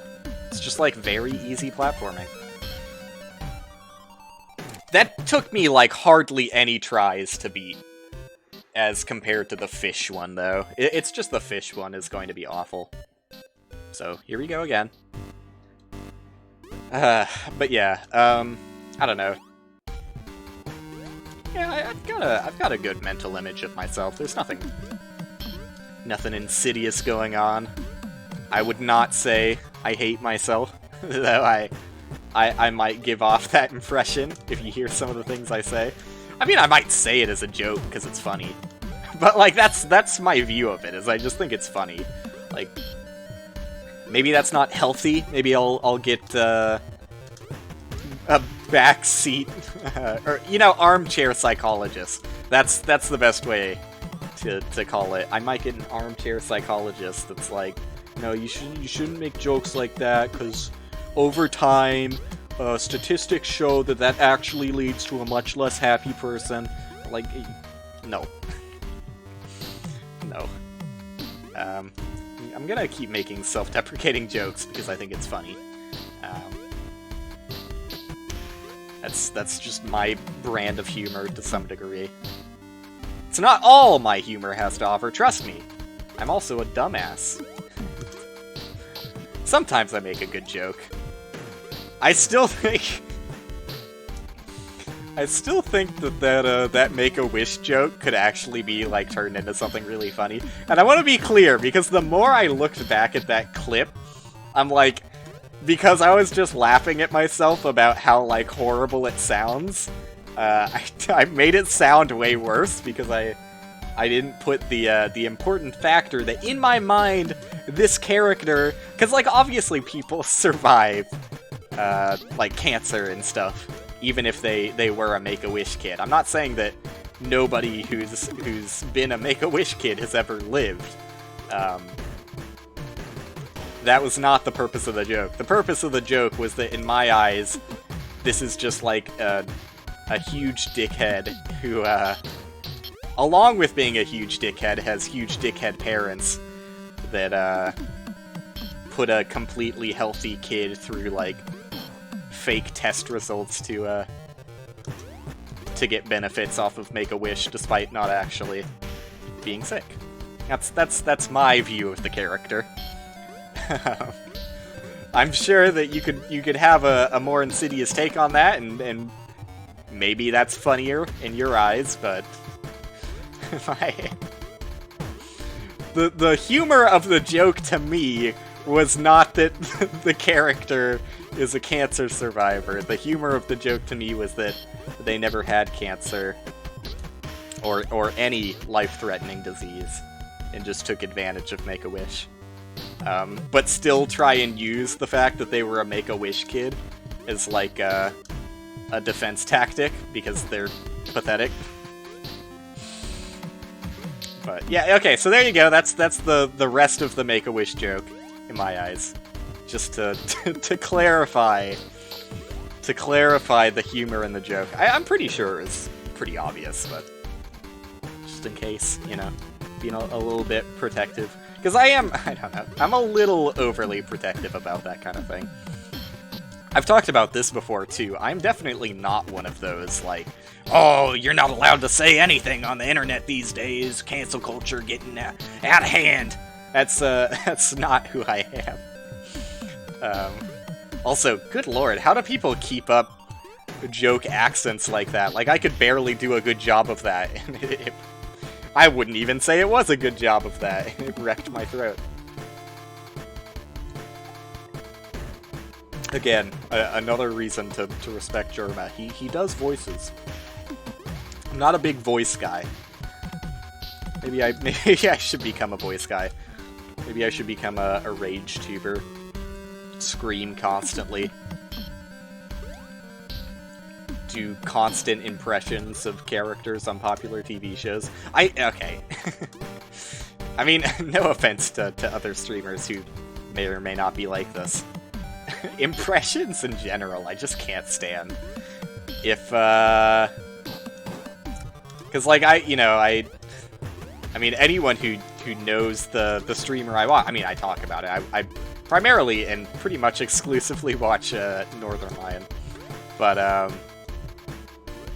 through Northern Lion, you know, maybe I shouldn't be this specific, but I kind of already opened the bag of worms, so, you know, he's interacted with some people, and, one recently, and no offense to this guy, I genuinely don't even remember his name, maybe that's kind of mean, but, he threw out an entire, like, I don't know, I think the stream was like 3 hours, maybe even longer, a long stream, refused to break character from a certain impersonation, and yeah, that just drove me up the walls. That was kind of a hard stream to get through for me, but, you know, I did get through it. Point is, don't expect me to be doing a lot of impressions on this here Twitch channel. I should also mention, given the fact that it's 3:31 a.m., don't expect a stream on Wednesday. I'm trying to be consistent. Like, my options were either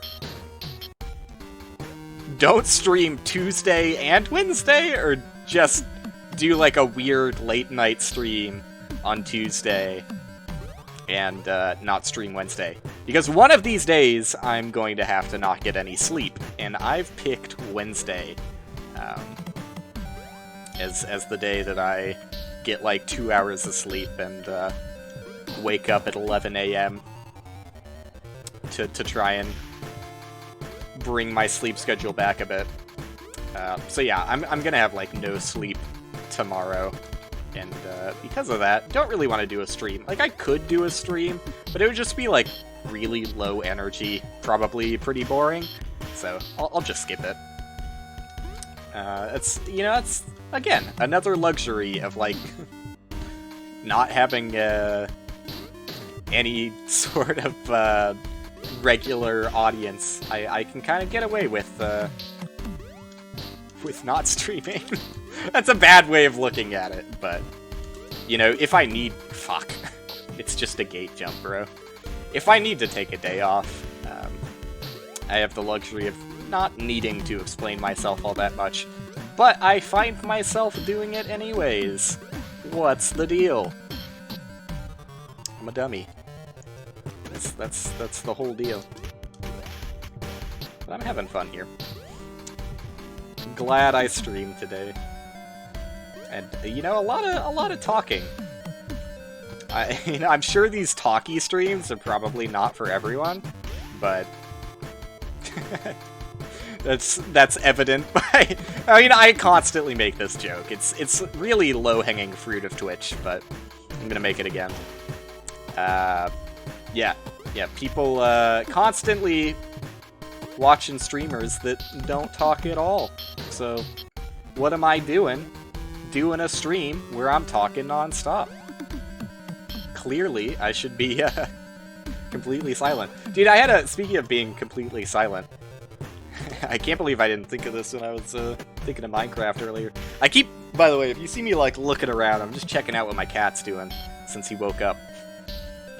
Gotta make sure he doesn't get into any trouble. I thought of a really good video idea for a Minecraft video. Like, I don't make any standalone YouTube stuff, but I thought of a joke that's easy. It's like in the intersection of it's a good enough joke and also it's easy enough to make that I think I'm actually gonna make it. I waited so long on the screen. I actually have to wait a bit more so that the cycles are more friendly. That sucks. There you go. Yeah, did this screen weird because I waited on it for too long. But yeah, I will... You know, even though you don't get a stream tomorrow, you can expect within, like, the next couple of days at least, a standalone, like, 1 minute long Minecraft joke video, because I think it's a really funny joke. And I don't have too many of those. So you gotta take them when you get them. That Make-A-Wish joke that I didn't even make, I just talked about potentially making the joke. That's my crowning jewel for this week of jokes. But I mean, that's basically it. I think I said most of what I wanted to say. I mean, I could talk about Bounty Below a little bit more. I don't know, I feel weird about saying that I might actually finish it within a month, because, like, that's a very realistic goal, to get Bounty Below out within, sorry, not within the month, Jesus, no, absolutely not, that is not realistic at all. Within a few months, yes. Fairly realistic that I will get Bounty Below finished within a few months. That's not too controversial. But it feels weird having said that, because, like, I don't know. I've never actually had a deadline with this project. Probably pretty obvious, given the fact that it's honestly, I think it's coming close to 6 years, which is really sad. But I think it's coming close to 6 years. I've been working on Bounty Below. Just so much, I mean, so much hiatus, for one thing.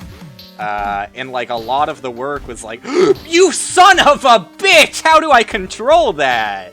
Come on! There you go, I'm a rage tuber now. I do not get angry at games that often. That fucking blows, dude.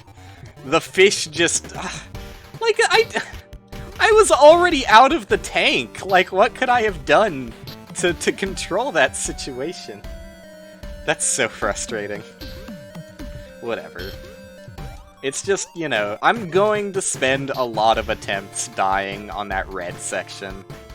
I shouldn't get too caught up in it, because I know that, you know, even if I made it past that screen, I was probably gonna die in the next fish screen. And if I made it past that fish screen, probably gonna die in the next.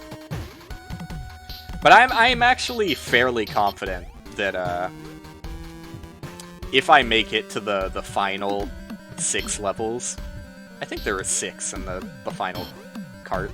If I make it to the final 6 levels, oh no, but there's new, isn't there? I think I remember that I was told there's additional content. Past the original carts. Damn. Depending on how much additional content there is, I may or may not actually be cut up for this. Cut up for this? Up to this? Cut out for this. Hey, one of those is right. Definitely not cut up to this, though. Fuck. Oh, God. So yeah, like I said, my humor varies from self-deprecating to just being a dumbass. It's great fun. Great fun it is. Dude, this fucking cat. I keep having to check because I hear him, like, flumping around because he's got, like, a nervous thing with him. I mentioned it, but, like, he likes to eat his feet. And I'm being quite literal. Oh, what? I can't believe I lived that. And I immediately threw it away, because I was just flabbergasted that I timed that jump incorrectly, but correctly enough to make it while looking away from the screen. Yeah, he's got, like, a nervous thing with him, where... I mean, he does it for fun, though. Like, I don't think it's all nervous. He just bites his feet. And it's not, like, hard. Like, he's not bleeding or anything. Like, when we first got him, I was concerned because I was like... Especially when he gets, like, really at it, like I said earlier. Like, when he's going at his feet, he like, meows, and he's, like... You can tell he's, like, mad at his own feet. Because the more he does it, like, his reflexes make him kick himself in the face. So he gets mad at his feet. But yeah, he's not, like, losing hair in the area or anything. He's not, like, scratched up. He's just doing it for fun, I think. But there's probably also some, like, nervousness associated with it. I don't know, he's just a weird cat. He's a garbage can cat, basically. I mean, not exactly. He was a stray, though. Like, it's not like we, had a friend that had, like, a litter of kittens and we took a kitten or something. He was a stray as a kitten. This is deep cat lore right now. Actually, like, a kind of sad story with him. So he was a stray, and, like, definitely was a stray, at my sister's apartment complex. And,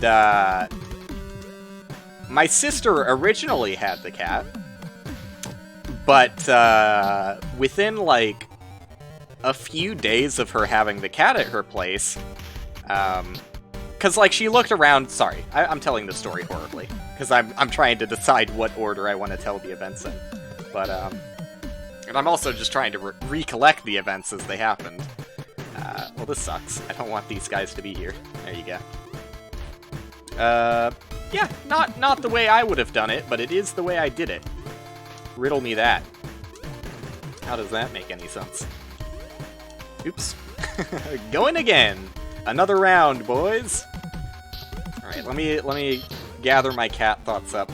So, story is... I'm just gonna tell it in chronological order, because that's easiest to tell. My sister finds a stray cat at her apartment. I mean, presumably stray, because it's like a very young kitten. He was like, I don't know, the doctor said he was like 6 months old when, or maybe younger than 6 months. Doctor said he was a pretty young kitten when we first took him in to get him, like, checked and get him shots and everything. So he must have been, like, really, really young when my sister first found him. Not sure what happened to his mom, but, like, he kept coming outside of my sister's door and, like, meowing for food and stuff, so She, you know, as one does, just kind of, like, took the cat in. And then, like, the next few days, she looked around her apartment complex and was, like, looking for missing cat papers, making sure she didn't just, like, nab up someone's cat, right? Didn't find anything. There weren't papers anywhere, no flyers, no nothing. She asked, like, the front desk if anybody had talked about a missing cat. Nothing. So, yeah, she just claimed him as her own. Fast forward, like, a week later, like, very shortly after, and she gets a knock on her door.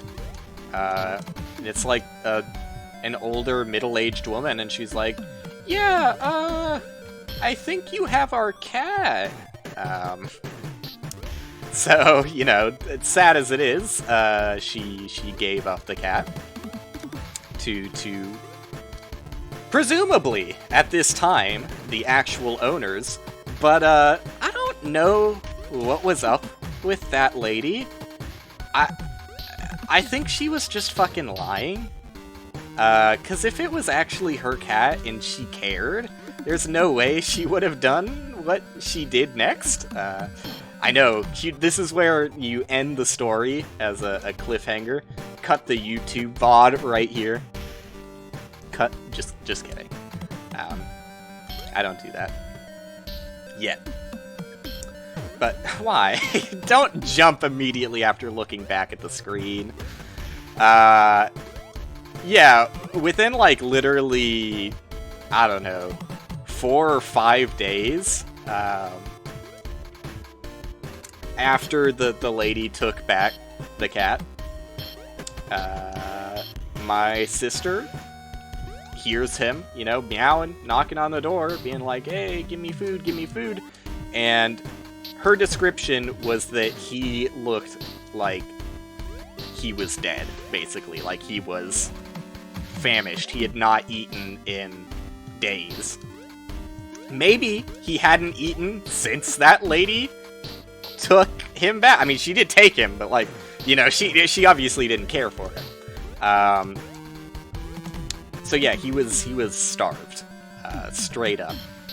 So my sister immediately, luckily, still had, you know, kitten food because she had been feeding him, like, just a few days prior. So she immediately, you know, fed him up carefully so that he doesn't, like, overindulge and, you know, throw it all up and stuff. You know, tried to figure out what was going on. Apparently, the lady that took back the cat, like, had already had plans to move out, and just left the cat when she moved out. You know, you have to assume that that's something you do on purpose. Like, you don't accidentally leave your pet behind. So yeah, given the situation, I'm pretty sure that the cat was never hers, and she just decided she wanted a cat, heard that someone had found a cat, and decided it was her opportunity to be like, I'll take it, that's my cat. But then very quickly realized she didn't want a cat, so she left it when she moved out? I don't know. Piece of shit person, though, that's for sure. Just left a cat to starve, basically. Didn't even give him back. Like, you know, common decency would have at least been like, oh, actually, I know I just took the cat back, but you can have him if you want, because we're moving away. No, just didn't care. Just threw the cat outside and left. People are awful. But anyways. So my sister kept him for a few more days. But then realized very quickly that she just can't have a cat. And, like, we had talked about it in the few days that the cat had been taken away from her. We were like, well, you know, it actually might have been a good thing because she has really bad cat allergies. And her eyes were, like, puffing up extremely bad a few days because he had slept in the bed with her. So, yeah. She, very quickly after getting the cat back and, like, caring for him a bit, because obviously, you know, he was starving, she contacted us and was like, hey, brother, do you want to take care of a cat? And I was like, hell yeah, I will take care of a cat, because, I mean, we've got a dog, and nothing against dogs, but I am not a dog person, for very selfish reasons. They're just a little bit too attention hungry. I mean, that's what you get when you get a dog, and a lot of people want that out of a pet, that, like, they're always super excited and, like, happy to be with you, and, you know, incredibly loyal, obviously. Gotta stop making these dumbass mistakes that far in. Need to be a little more careful when I get that far. But, yeah. So, I've got the cat. And, like, it was actually a little bit frightening, and, like, I don't know, like, the eating his feet thing, that's what started this, right? Who knows where he got it from? But he doesn't hurt himself. We were, like, very afraid early on.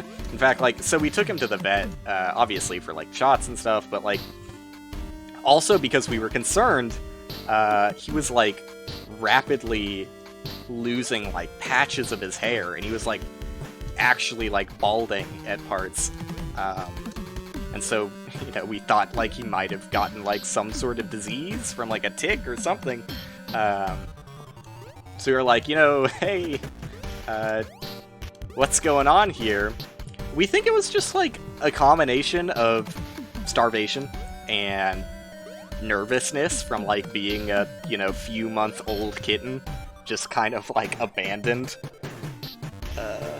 being left outside. Or, you know, fuck, maybe he got, like, picked on by some other cats or raccoons or whatever fucking animals Texas offers. And, maybe that scared him enough to lose hair. I don't know. But he was balding, and he was balding for a while. He wasn't like a... he wasn't a hairless cat, but definitely parts of him looked like he could be a hairless cat for a bit. It all grew back, though. So yeah, we still don't really know what it was. We had to be, like, extra cautious, though, because the vets were like, oh, I don't know, you might have Bartonella, which is also known as, like, cat scratch fever, which is, like, actually really, really dangerous. It's like, I don't know, my understanding of Bartonella is that, like, the effects of it are not very well understood, and, like, it affects people, like, wildly differently. But, like, there are some serious bad effects of Bartonella. So we were very concerned, and we had to, like, quarantine our cat. This is obviously before COVID. The cat's like, I don't know how old he is, because it's kind of hard to tell when, you know, you don't really know how old he was to begin with. He's probably, like, a year old or so now. Because I got him around, like, December of last year. But, well, no, December of 2 years ago, sorry. Not December 2020. December, like, 2019. Or maybe, like, a little bit after that. I don't know. Like I said, I'm not good with dates. But he's like, about a year old. Yeah, cool guy. I like him, though. Who knows why he eats his feet? Doesn't do any harm. But, yeah, not a dog person, so I was glad to have a cat. Very much a cat person. Because, like, you know... If I had a dog that I had to care for right now, I mean, I don't want to be super offensive to dogs, because dogs are cool and all, but, they're definitely a little bit, especially ours, is, like, very attention hungry. Our, we have a cross between a golden retriever and a, I was gonna say, and a labradoodle, but no, just a golden retriever and a poodle. And, you know, don't look at me for getting a purebred dog. Look at my mom, because it's her dog. She wanted the dog. So, you know, say what you will about breeders, but I didn't make the decision. You can tell by the fact that we have a purebred dog and a cat that probably came out of a garbage can. Please don't. You... I would have actually been a little upset. I wouldn't have done anything, but I would have been a little upset. If the exact same situation... I'm a little upset! I'm a little upset! I'm sorry, I keep screaming. And he's trying to chill out there. I can't tell if he wants to go out. Because, like, he looked like he wanted to go out, but then he just lied down again and fell asleep on the floor instead of on my bed. Who knows what he wants. But, yeah, Bartonella's kind of scary. Kind of scary. I mean, do I want to talk about drama that happened, like, years ago? My one example of Bartonella, outside of, like, looking at the plausible effects for it on Google when we were told our cat had it, is, well, potentially had it. Did not actually have it. Test results came negative for the little guy. Yeah, the only, like, anecdotal experience I've known from Bartonella is, and I don't feel too bad about talking about it, because, like, I mean, it's sad more than anything else, and, like, the guy now seems to kind of have, like, an acceptance about it, so I don't think he would really mind me talking about it, at least not in the way I'm talking about it. You know, it's probably more welcome than, like, the hundreds of people who have talked about it on a live stream / YouTube video environment and don't actually know the full context of the situation. But, yeah, okay, I guess I'm going into it then. There's a somewhat prominent figure in the Terraria community known as Hero.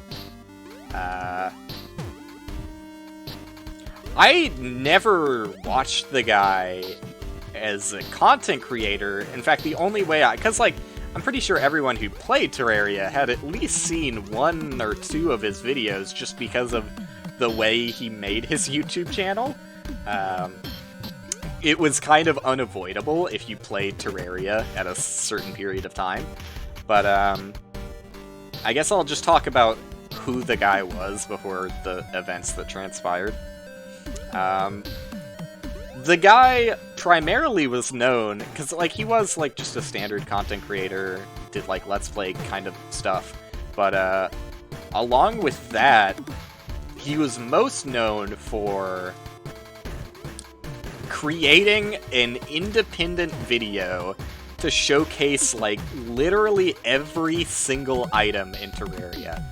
Like, you would think that you don't need an entire video to showcase the wooden boomerang, but I guarantee if you go to YouTube, look up, like, Hero wooden boomerang, you'll find a video on it.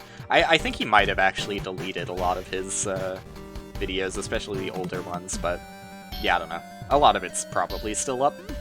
I'm pretty sure if you go to his channel, it's still, like, representative of the kind of content he was known for. Just a lot of, like, basically Wikipedia page entries, but put into a YouTube video. And the reason it's formatted like that is because he somehow, I can't remember the exact story, but he had ownership, or at least permission, to control things that were put on a specific Terraria Wikipedia page. And a specific Terraria Wikipedia site, not just page. It is not the Terraria wiki that most people use. I'm pretty sure the one he got access to was, like, the Gamepedia one, or I can't remember if that is the one people use. It's been a while since I've had to open the Terraria wiki. But anyways, he had access to a wiki, basically, that was, like, already pretty much entirely set up. But it was abandoned at the time. So he was like, yeah, you know, I'm a YouTuber, you know, you just give me access rights to this this old wiki page and I'll fix it up for you. Is basically how he went about it. And what he did with it, some might have, you know, conflicting thoughts on the matter as to whether or not it's a little scummy, a little kind of abusing the situation a little, just a tiny bit. The reason he wanted and cared about access to a Wikipedia type website, sorry, I don't really know how to phrase it, is because with ownership of it, he took that opportunity to embed every single one of his, like, individual item YouTube videos into the Wikipedia page for those items. So, like, if you went to the wiki page for Wooden Boomerang, for example, you would find his video on the Wooden Boomerang. And I am not sure if he cared to, like, bring attention to his YouTube, or if it was because of, like, AdSense or something, but regardless, a little weird, for sure.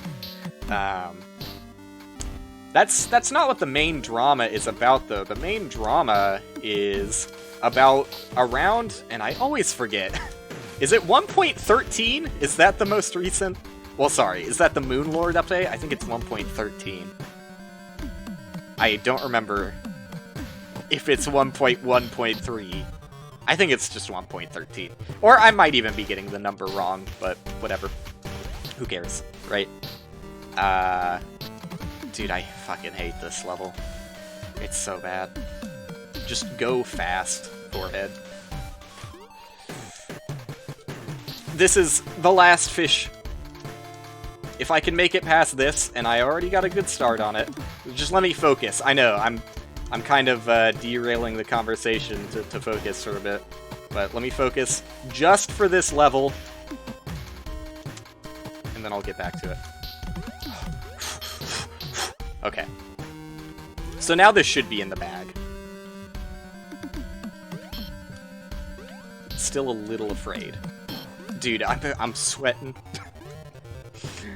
Let me just, like, find a place where I can sit so I can finish the hero discussion, I guess. There's no time limit on these. Sorry, for people who care about gameplay, it's just gonna be me sitting for a bit while I finish the story. Or is it? I don't know, I care more about the banter than I do about the gameplay. So, I don't know. Might be frustrating to some people, myself included, if I die because I'm just gonna keep talking while I do this. What? How did that happen? Well, this is a fucking torture. This is a new hell. Oh, thank God. I've created new hell. There you go. I don't know how I got into that situation where only one of them triggered. Twice. Sorry, I know. The hero discussion is derailed anyways. Oh, dude, I'm making it so far, though. I'm scared. Could you forgive me for derailing it a little bit? The drama! I'm gonna try and keep talking about it, although this is the cancer. And I don't care anymore. God damn it. That was such easy platforming. Next time I get to the 4th area, I'm sorry, but I am just gonna, like, shut up and focus for a bit. Because I have a real chance of beating things when I get that far. Yeah. The main drama associated with it is he wanted to create a mod. I forget the name of the mod, but it's a really bad name. No offense. But it was basically an in-game wiki. He wanted to create an in-game wiki, and, you know, I wouldn't be surprised if he wanted to embed his YouTube videos into the game itself via the mod. Yeah. Anyways. The drama associated with it is that he had, like, no... he had no, like, skills, basically. Like, all he did was make YouTube videos. He contributed basically nothing to the mod except his name, which was... yeah, I don't want to be too rude to the guy, but... okay, I'm gonna try and tone it down a little bit. Because the story does get a little sad at the end. But... I mean, you know, I'm just gonna get into it. You can interpret the story however which way you want. To me, it's sad. I'm taking his word on the outcome of the events. Like, I don't need someone's proof if they say they have a certain condition. I mean, you can probably see where this is going, given the way I started the conversation by talking about Bartonella. But, yeah, so... Where'd I leave? I'm sorry. Maybe I've got a mental problem of my own. I fucking know I do. I'm so scatterbrained, man. It gets worse the longer I stay up, so I should really avoid doing these late-night streams, even though I haven't really been up that long. I also haven't been getting that great of sleep when I do go to sleep. So, yeah, he paid people to make the mod for him, because he had no skills of his own. But he didn't credit anybody when he made the mod, like, public. There is no mention of any of the people who actually created it. The only mention, it just said, like, created by Hero, which is not true at all. Sponsored by Hero. Yeah, you paid for it, but it was not created by Hero. But yeah, no credits to the actual people who worked on it at all. So people were understandably upset about that. It all comes down to a boiling point when he got early access to stream 1.13. Not that many people got early access, so like already, like, huge opportunity, right? Things, I guess, didn't go according to his plans for it. Another noted Terraria content creator, I hope I don't get the name wrong, because I don't really know that many Terraria content creators, and I think he does other things too, so I'm not sure if I should label him as a Terraria content creator, when I'm pretty sure he's not really, but yeah, Pedguin, I think? They apparently had some sort of agreement that, like, when one went offline, they would host the other one or something. The story basically goes that things didn't go as planned for him, so he kind of, like, had an actual, like, meltdown live on stream. And the full VOD is out there on YouTube somewhere. Not like the full VOD, but the VOD containing the part that anyone cares about is out there on YouTube. Unless they took it down, which they might have, given the actual circumstance of it, making it a little bit sadder. But yeah, said some pretty regrettable things, some pretty embarrassing shit that makes him look really bad. I'm not gonna do the quotes. There are some notable quotes. I'm not gonna do them. But yeah, like, he kind of, like, disappeared for at least a year, but, like, I didn't, like, keep up with him, obviously, because it was just, like, a blip on my radar. I didn't really care about the guy before it happened. I didn't really care about him after it happened. It's just like, oh, that's kind of funny. And then I moved on, right? But I believe he... I can't believe I'm live. I believe he just kind of, like, tuned out for a bit, and next thing I saw of him, and he's actually, like, deleted a lot of things on his Twitter as well, so that it doesn't talk about this. And maybe I'm a dickhead for talking about it then? Sorry if I am.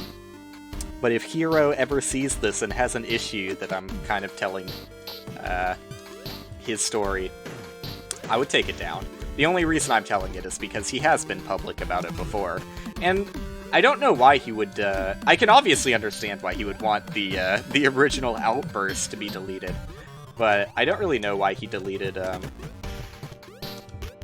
his explanation of the situation, because, it paints him in a better picture, for sure.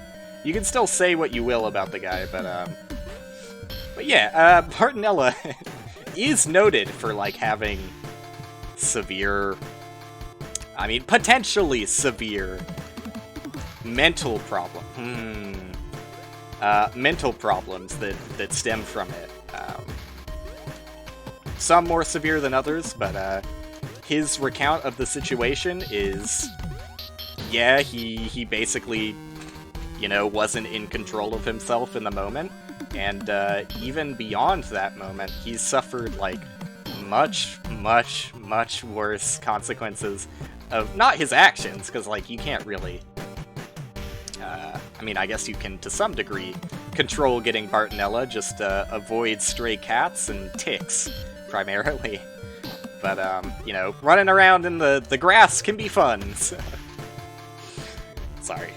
I don't even agree with that, which was the joke to me, but...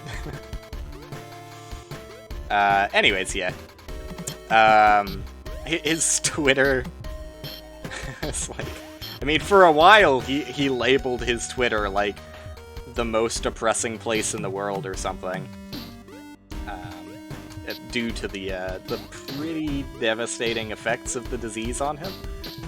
And it's just straight up really sad. So yeah, I through that anecdotal evidence and other things that I looked up on Google, I was pretty afraid when I found out that our cat might have Bartonella.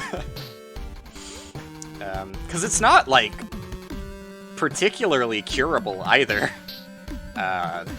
Maybe it is more so than I think it is, but yeah, if you have Bartonella long-term, like, the damage is done.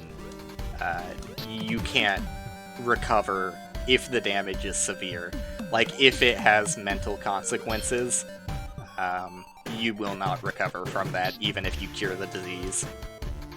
Which is really fucked up.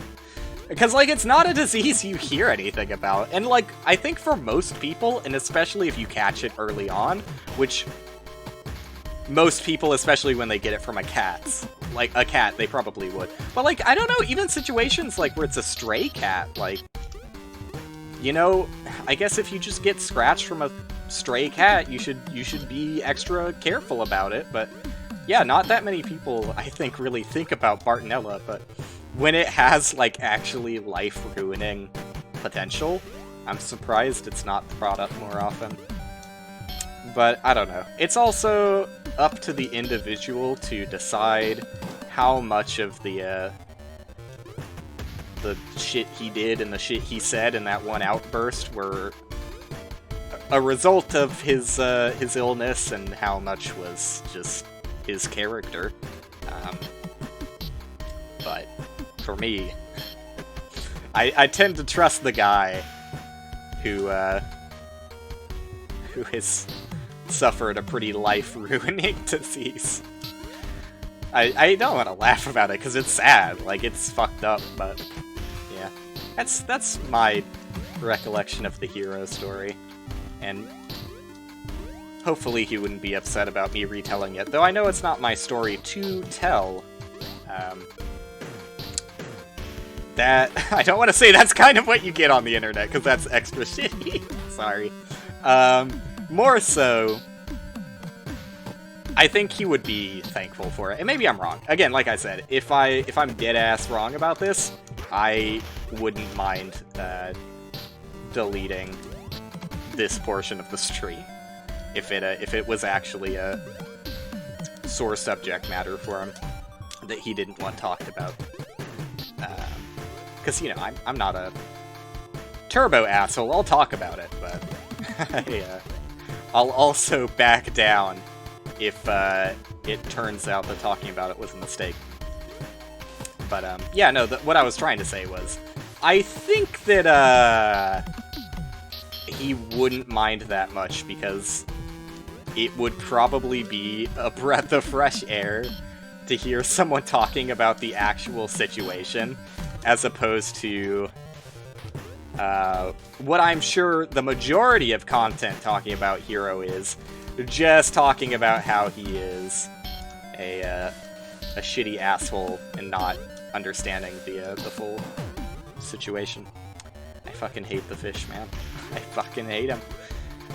I just can't predict them, man. Like, obviously they should be 100% predictable, but... Oops, that's not the jump button. Started dancing too early.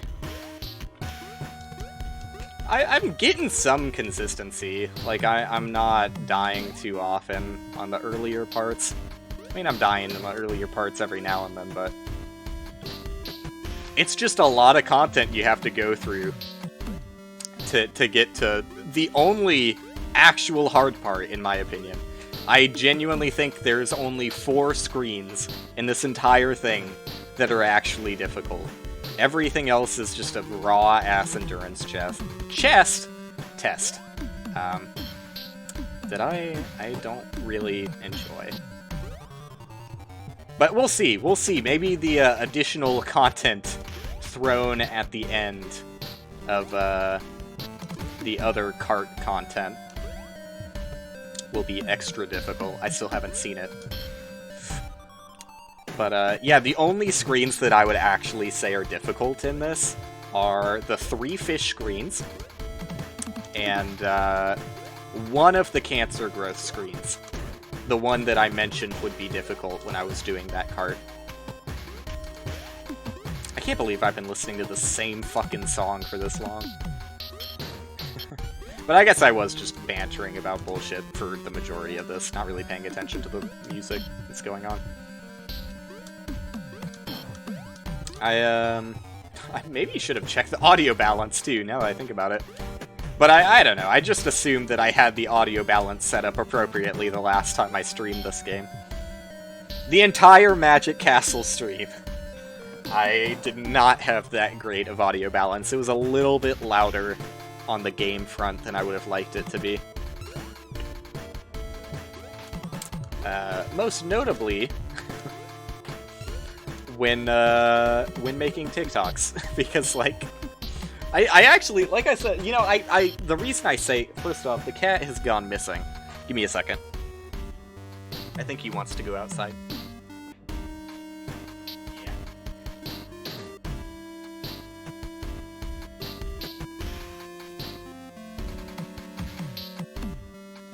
But before he gets to go outside, I get to show you.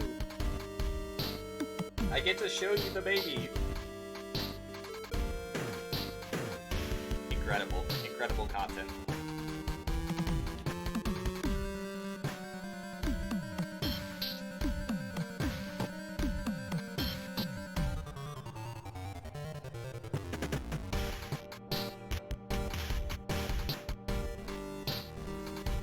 Yeah, he's been sitting there for a while.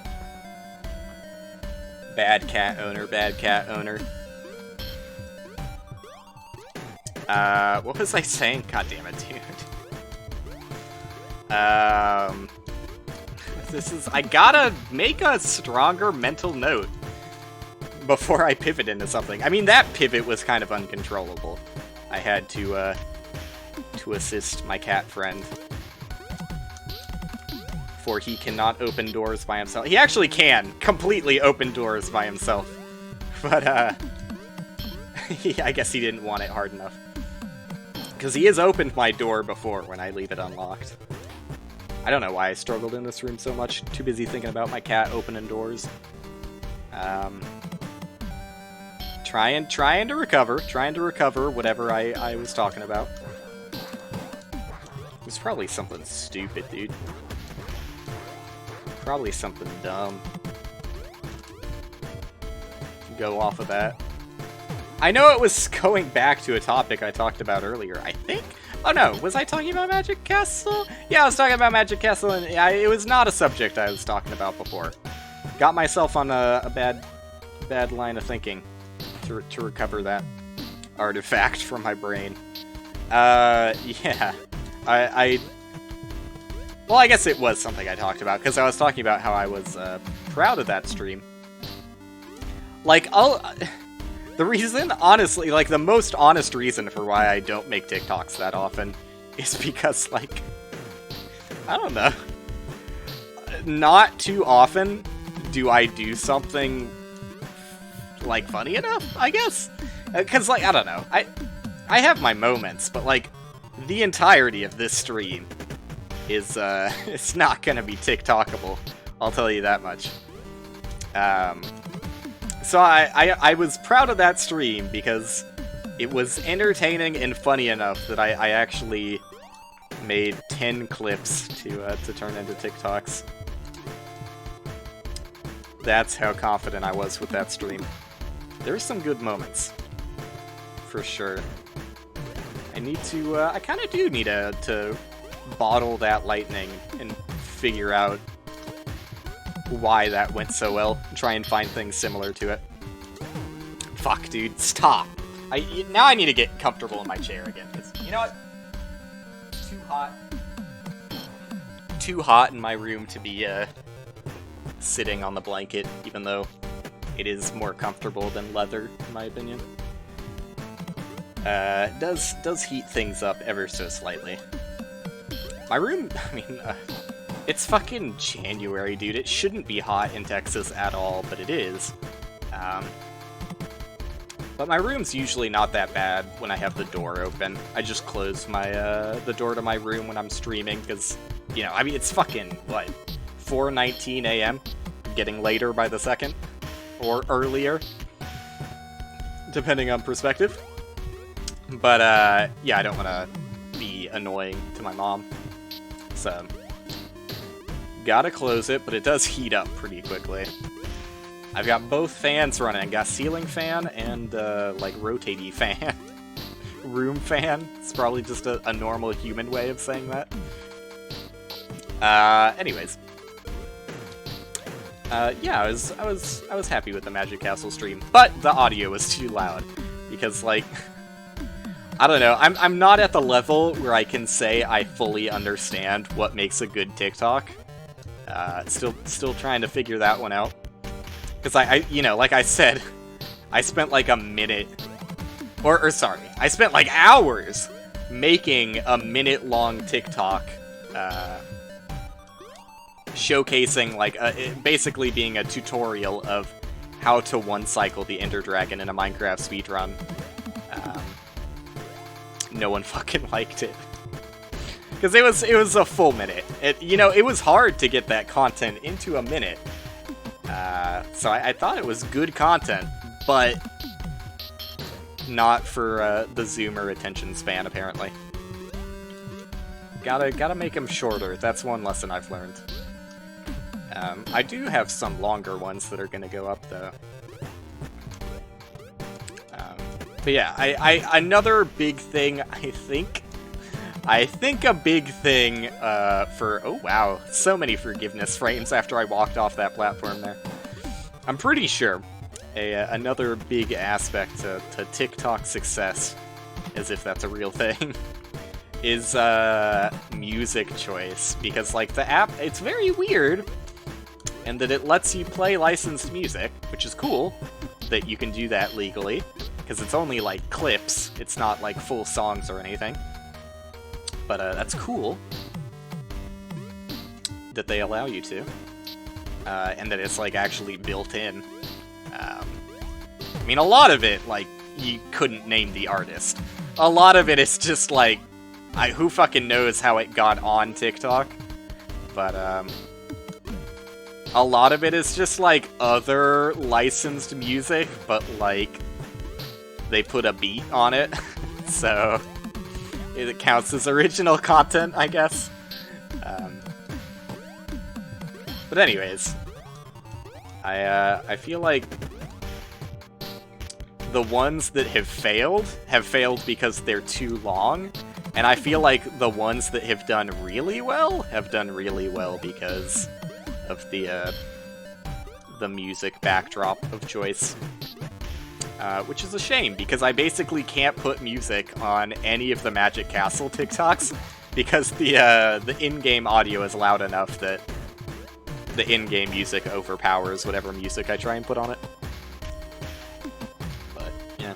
There you go, follow me on TikTok, haha. Don't actually.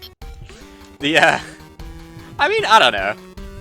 The TikTok, I mean, similar, I guess here's the thing. The YouTube is more for, well, it's a combination of things. The YouTube is hopefully for some level of, like, discoverability, because, like, some YouTube videos have done really well compared to others, and it's weird. The ones that are successful are really weird.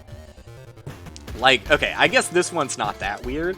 The Jimmy Neutron Boy Genius video from that stream is the highest viewed video on my YouTube channel, which makes sense because, like, it's a very obscure game that seems to have a lot of people interested in it. It's also just a very weird game. But yeah, there's, like, no content of it online, which is the entire reason I wanted to play it, is to get some content out there. But, like, oh god, it's so embarrassing, because, like, I played that very early on into streaming, and, like, I've actually looked at myself and thought, man, I haven't really been improving at this streaming thing. That perspective entirely changed when I looked at that Jimmy Neutron stream. Because, like, I thought I have always been, like, you know, at least talkative. At least talkative. But no, I'm just, like, dead fucking silent for so much of that Jimmy Neutron stream.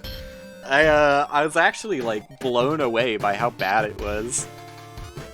That, maybe in the future I'll need to do another Jimmy Neutron Boy Genius for PC stream. Just to fucking cover up that embarrassment a little. Oh, man. But yeah, I clearly just had, like, not that much to talk about, because not that much was coming out of my mouth. But, like, even things that were happening in the game, I'm like, what the fuck, dude? You can talk about some of this. I'm pretty sure the main thing I harped on was the fact that the game has, like, a score mechanic that is, like, completely meaningless. Because, like, the score doesn't actually do anything. I mean, score doesn't do anything in most games. But the score in that game is particularly stupid, because you can literally go infinite. Like, there are things that give you score in that game that you can just do over and over and over again. And keep counting up forever, basically. Until the number wraps around, probably, because they probably didn't boundary check that, that variable. Whatever variable it may be. Probably got a pretty loose boundary, would be my description of it, if I had to guess. Probably just assumed that people would stop playing. You know, maybe that would actually be... it would be a really, really long stream, I imagine, because, like, it takes a while to get score in that game. But maybe if I was to revisit that game, it would be fun to at least mix it up slightly and turn it into me trying to get the max score possible in the game. It would probably boil down to me, like, experimenting for, like, an hour or two. Probably, like, going through the game to the point where I can access all of the areas in it. Then me experimenting with, like, what repeatable tasks I can do to get the most score, and then just doing that for hours. Probably not be the most entertaining content after a while, but it sounds fun to me. I might do that. Plus, you know, it's my fucking most popular YouTube video, so obviously some people are out there to watch it, I guess. But it's really weird doing things that are just good on the YouTube channel, because, like, Path of Exile, weirdly enough, and I've talked about this before as well, Path of Exile is actually not bad on YouTube. Like, some of my most viewed YouTube videos are Path of Exile, but, like, they're not, not to be rude, but they're not good views. The Jimmy Neutron one you see, like, viewership throughout the entire video of, like, obviously people actually being interested and, like, seeing it through to completion, which is cool. I love that. But, the Path of Exile ones, like, even though the view count will be high on those videos, the watch time is non-existent. People are immediately like, oh, this guy's, like, not actually good at the game. Or funny. Ooh. And then they leave immediately. So I don't... It doesn't make sense to me to stream just for the YouTube content, but, you know. Another really surprising one to me, and I mean, I was kind of surprised by it on Twitch as well, is the amount of outreach and positivity and, like, really smart people also that have watched the Hyper Rogue content. I didn't expect to get any sort of viewership from that on Twitch, but, like, within the second stream, there is someone who is like, oh yeah, I'm here just because I really like Hyper Rogue, and I'm interested in it. And, like, again, one of my most popular viewed YouTube videos is a Hyper Rogue video. I think because someone linked it somewhere, though. Because if you go to the YouTube analytics, it says, like, primary traffic source was from, like, external, which means, you know, they're just clicking on a direct link, probably from a Discord, if I had to imagine. But YouTube didn't have the data to verify where the link came from, which is fine. I don't need to stalk it that much, but, I gotta say, I'm much more of a dumbass than, I mean, I knew I was a dumbass, don't get me wrong, but, yeah, I definitely made myself out to be a big old dumbass on those Hyper Rogue streams, because I was just flat wrong on a lot of the concepts. So if I ever was to do another stream of that, I could at least amend some of that. And I've gotten some, like, really dense responses on the YouTube comments of that video, which is super cool that people care that much, I guess, is one way of looking at it. And, you know, I appreciate the help, I guess, as well, though some of the more dense descriptions kinda didn't break through to me. My understanding of a horocycle is a little bit better, though. From my understanding, I believe the way curvature works in hyperbolic geometry is you can have a line, but lines appear to curve in hyperbolic geometry.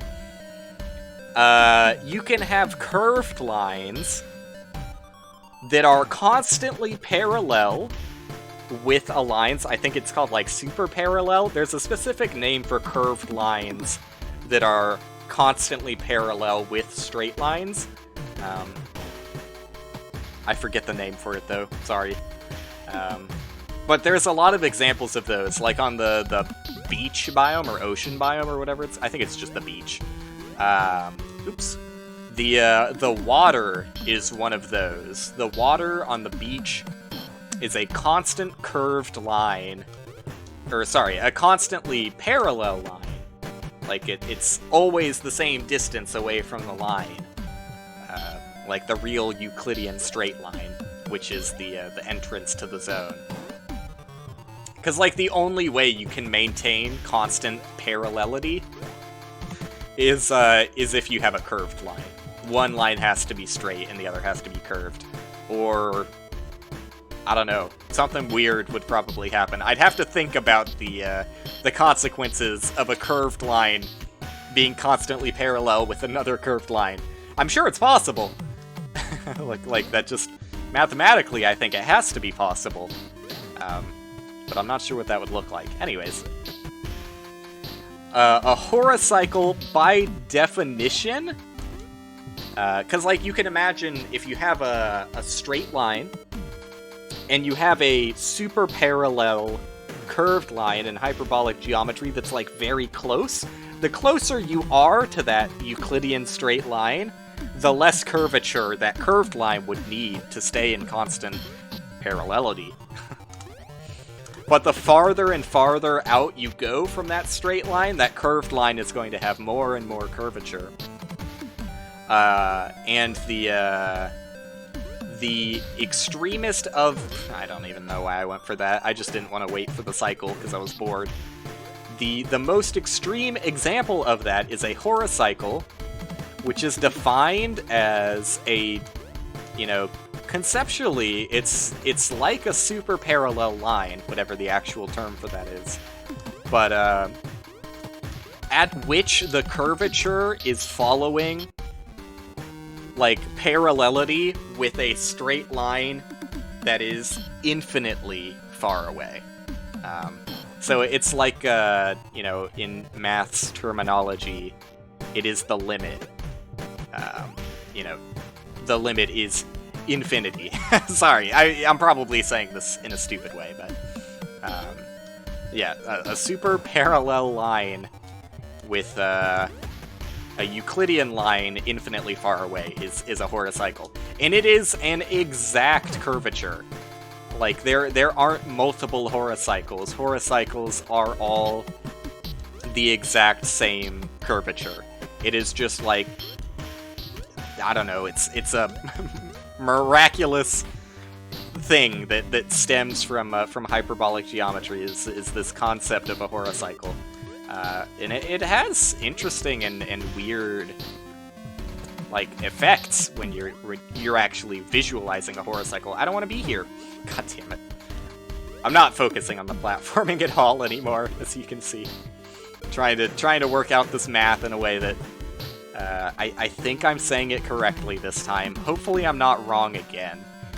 If I ever play Hyper Rogue again, I could talk about it in that. And I'm sure I would get plenty of comments telling me if I fucked it up again or not. But, yeah, so basically, horocycle is a strict curvature defined by a super parallel curved line that is super parallel with a Euclidean line infinitely far away. There you go. And all curvatures that surpass that level of curvature are just really big circles. And then eventually the curvature gets such that it's a really small circle. There you go. That's your lesson in hyperbolic geometry for the day. Sorry, I don't know why I got on that tangent. I'm just trying to flex that YouTube comments actually helped me understand it a little bit better. Which is nice. It's actually pretty nice. The most helpful and endearing and nice comments I've gotten on YouTube videos. Definitely the most frequent comments. It's my most commented video by far. Most of my videos are sitting at 0, with the occasional video that has 1 comment, and like I'll reply to it if applicable, making it 2 comments, but really only 1 comment. Anyways, what was the original topic started because I was going to talk about the fact that, and see, I made a strong mental note of what the original topic was so that I wouldn't completely lose it. The original topic was me talking about how the YouTube is some level of a mix between, hopefully, you know, maybe bringing in new people to the stream, though I don't think that's ever happened yet, at least, I don't know. But that's why I make highlight videos, you know, and to some degree, like, just having VODs out there. I feel better about having VODs out there permanently, and I've talked about that before. Makes me feel like I can stream with a little bit more confidence, knowing that, because I would feel fucking awful if I was, you know... it sounds big. Like, it sounds too big to say producing content, but, you know. I would feel a little bit bad if I had all of this discussion just get deleted within 2 weeks, which is what Twitch does by default, to non-partners at least. So, yeah, it helps me knowing that I should actually be entertaining at all times, Both because, hey, that's more fun, and also, it's permanent, you know? Don't make a fool of yourself forever.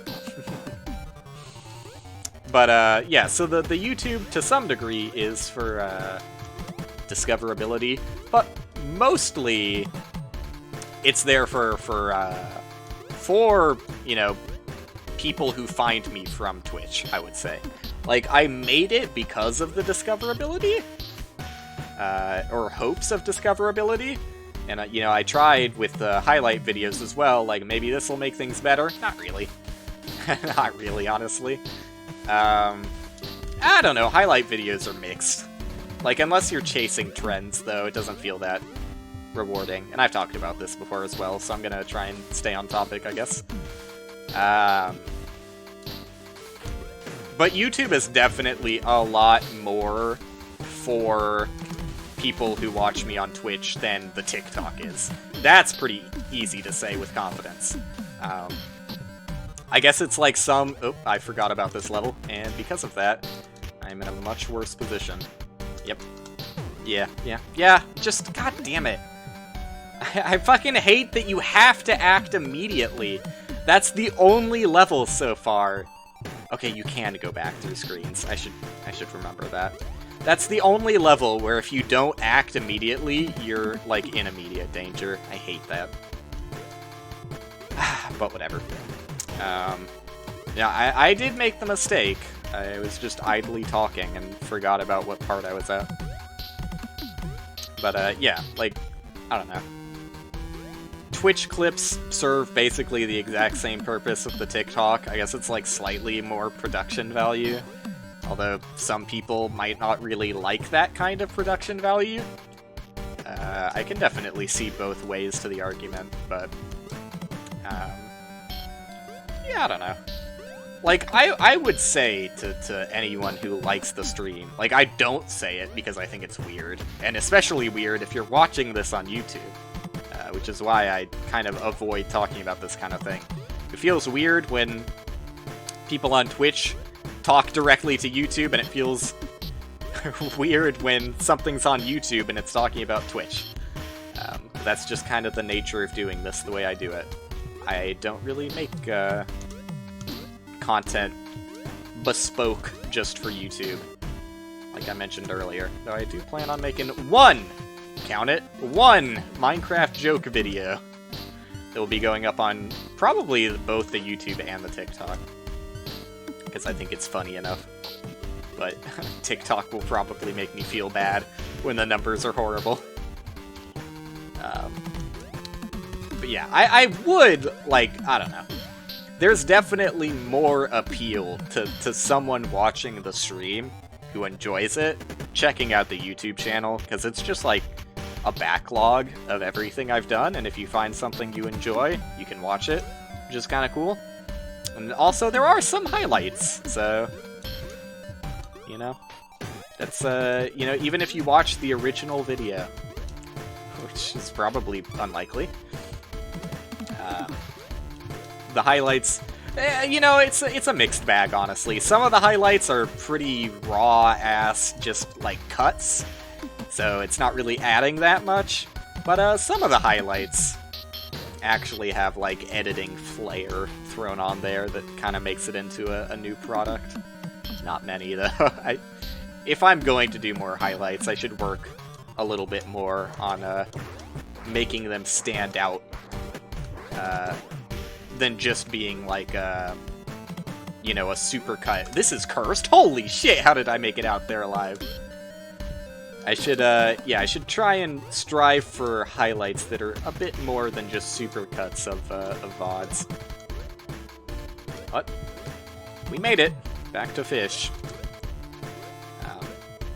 But the TikTok, I don't know. I mean, if you're the kind of person who enjoys just regularly browsing TikTok, then yeah, I guess, like, you might find enjoyment in following my TikTok. But for the most part, I don't really talk about the TikTok on the stream, because the TikTok is, like, pure for, you know, discoverability. Because that's what it's good at, honestly. I tried to go under it when it bounced. It just Fuck that, dude. I know that I control it, and I've tried to be more careful about it when I get to that fish, but it's so fucking frustrating when the fish just jumps out of the water and, like, kind of locks you in, you know? Like, what am I supposed to do? Other than just not be in that position to begin with.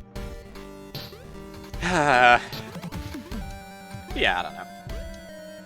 The TikTok is what it is, I guess.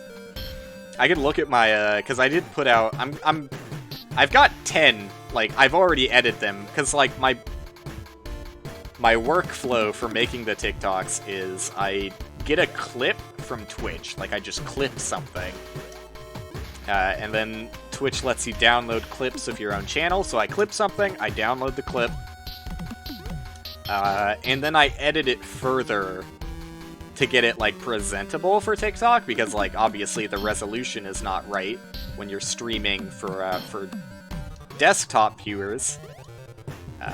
Everyone would have to turn their fucking phone sideways, and then it would be, like, just an ungodly small viewing window, so, yeah.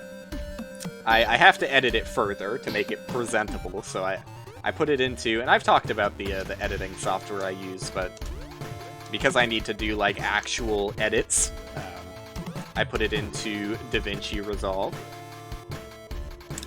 Do some cropping.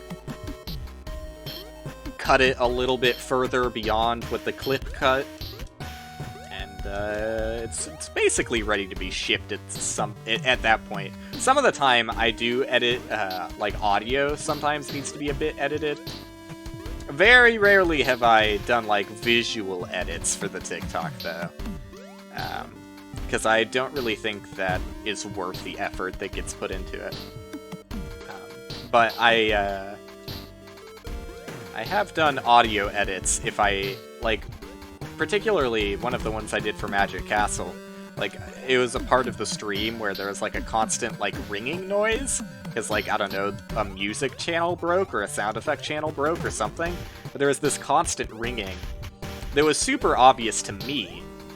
But, in the video it actually turned out pretty quiet, so I bumped up the frequency. I bumped up the gain of that frequency. So that it was more obvious what I was talking about. But for the most part, the editing for TikToks is pretty simple. I don't know, why'd I even get on this subject? Oh yeah, because I was gonna say, I've got like 10 TikToks edited in that way, ready to be shipped. But I'm doing it on a one-a-day basis. So yeah, fuck it, let's look. Usually, you give your TikToks about a day before checking up on them, see how they're doing. Let's see how it's popping. I don't expect this first one to actually be popping that much. So I would not be surprised if it's kind of a flop. Oh yeah. Yeah. Yeah. That's not that surprising. I wasn't super confident in the first one. But some of the other ones are gold. Just you wait. Just you wait. It's sitting at 171, which is, like, basically dead for me. But still, like, that's worth talking about. Like, 171 people still watched it. No one liked it. But, admittedly, it was on the edge of if I was actually going to make a TikTok of it. I thought it was funny enough, so I did it, but yeah, it's not peak content out of the stream. So I'm expecting the others to do better, but even still, on what I would call a mediocre TikTok, still got 171 people looking at it. So there's something to be said about the discoverability of TikTok. I feel like it's hard to, because, like, I'm just saying the straight up numbers. I don't mind talking about my actual numbers. 33 people follow me on TikTok. One of them is my girlfriend, so that probably doesn't count. 32 people follow me on TikTok. I'm pretty sure none of them have actually checked out my stream, though? So I don't know.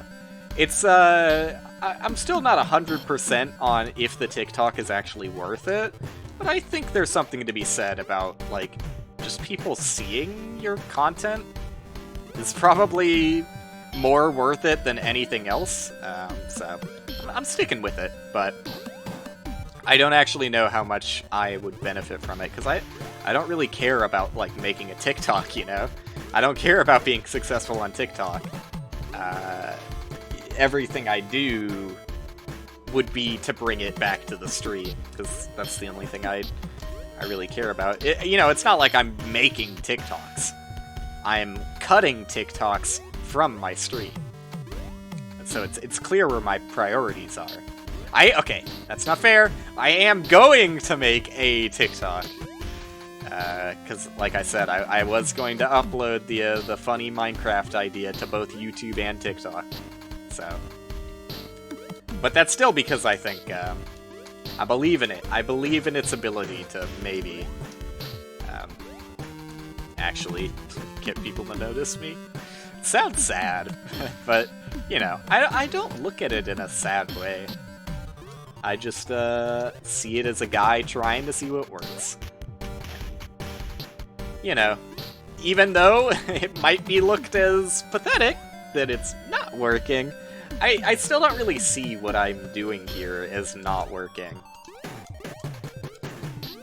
That, probably varies depending on who you ask, but I mean, maybe there is something to be said about it.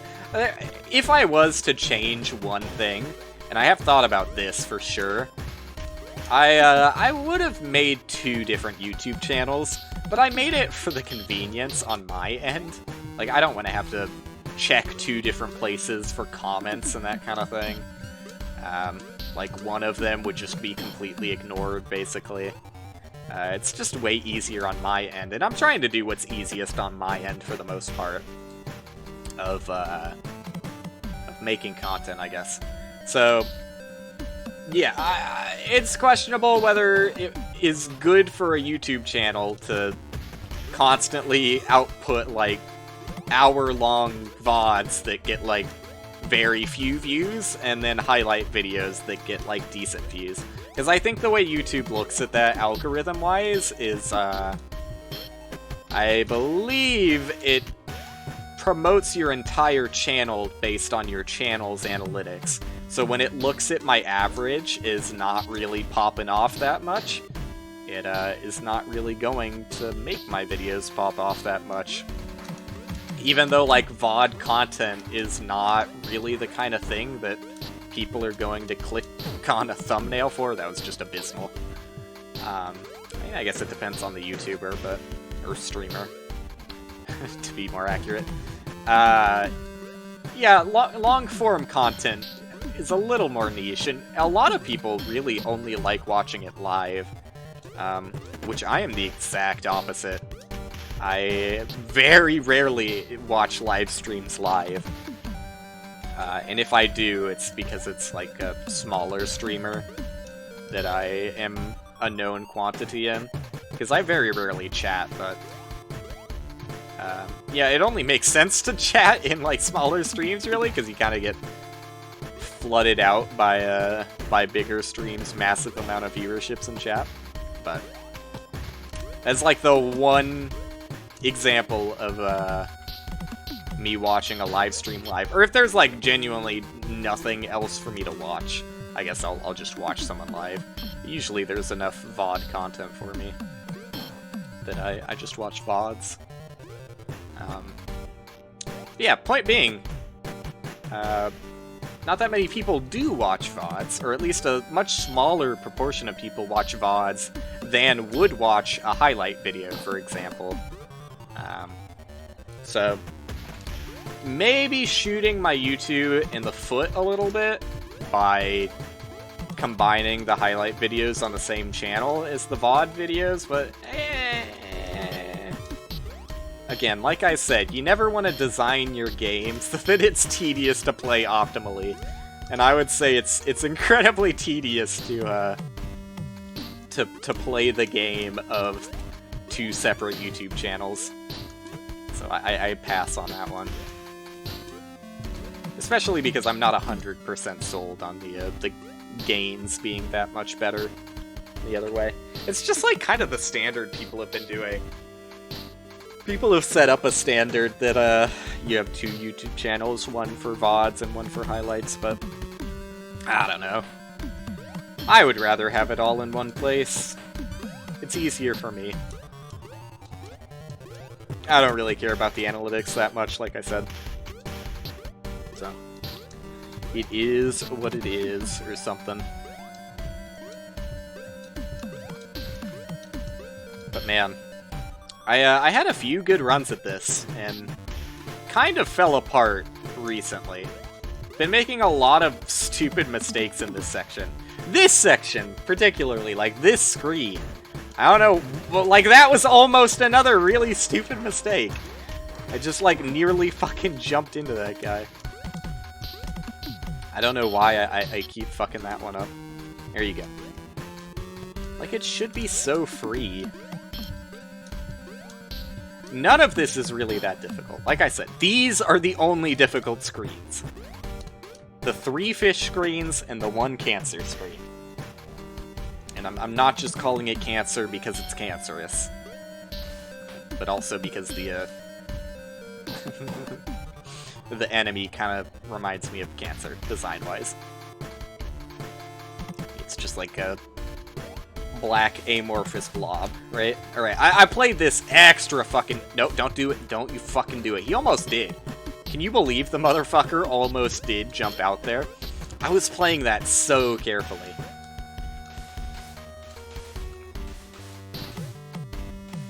Just go for it. I keep waiting and hesitating too much on this screen in particular. And don't hesitate at all on this screen. Hesitation actually...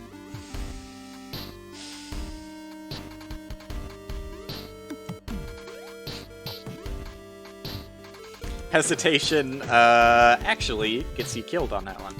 Although I can wrap back around to the other screen. Though I haven't paid attention to where the fish on the second red screen actually spawns.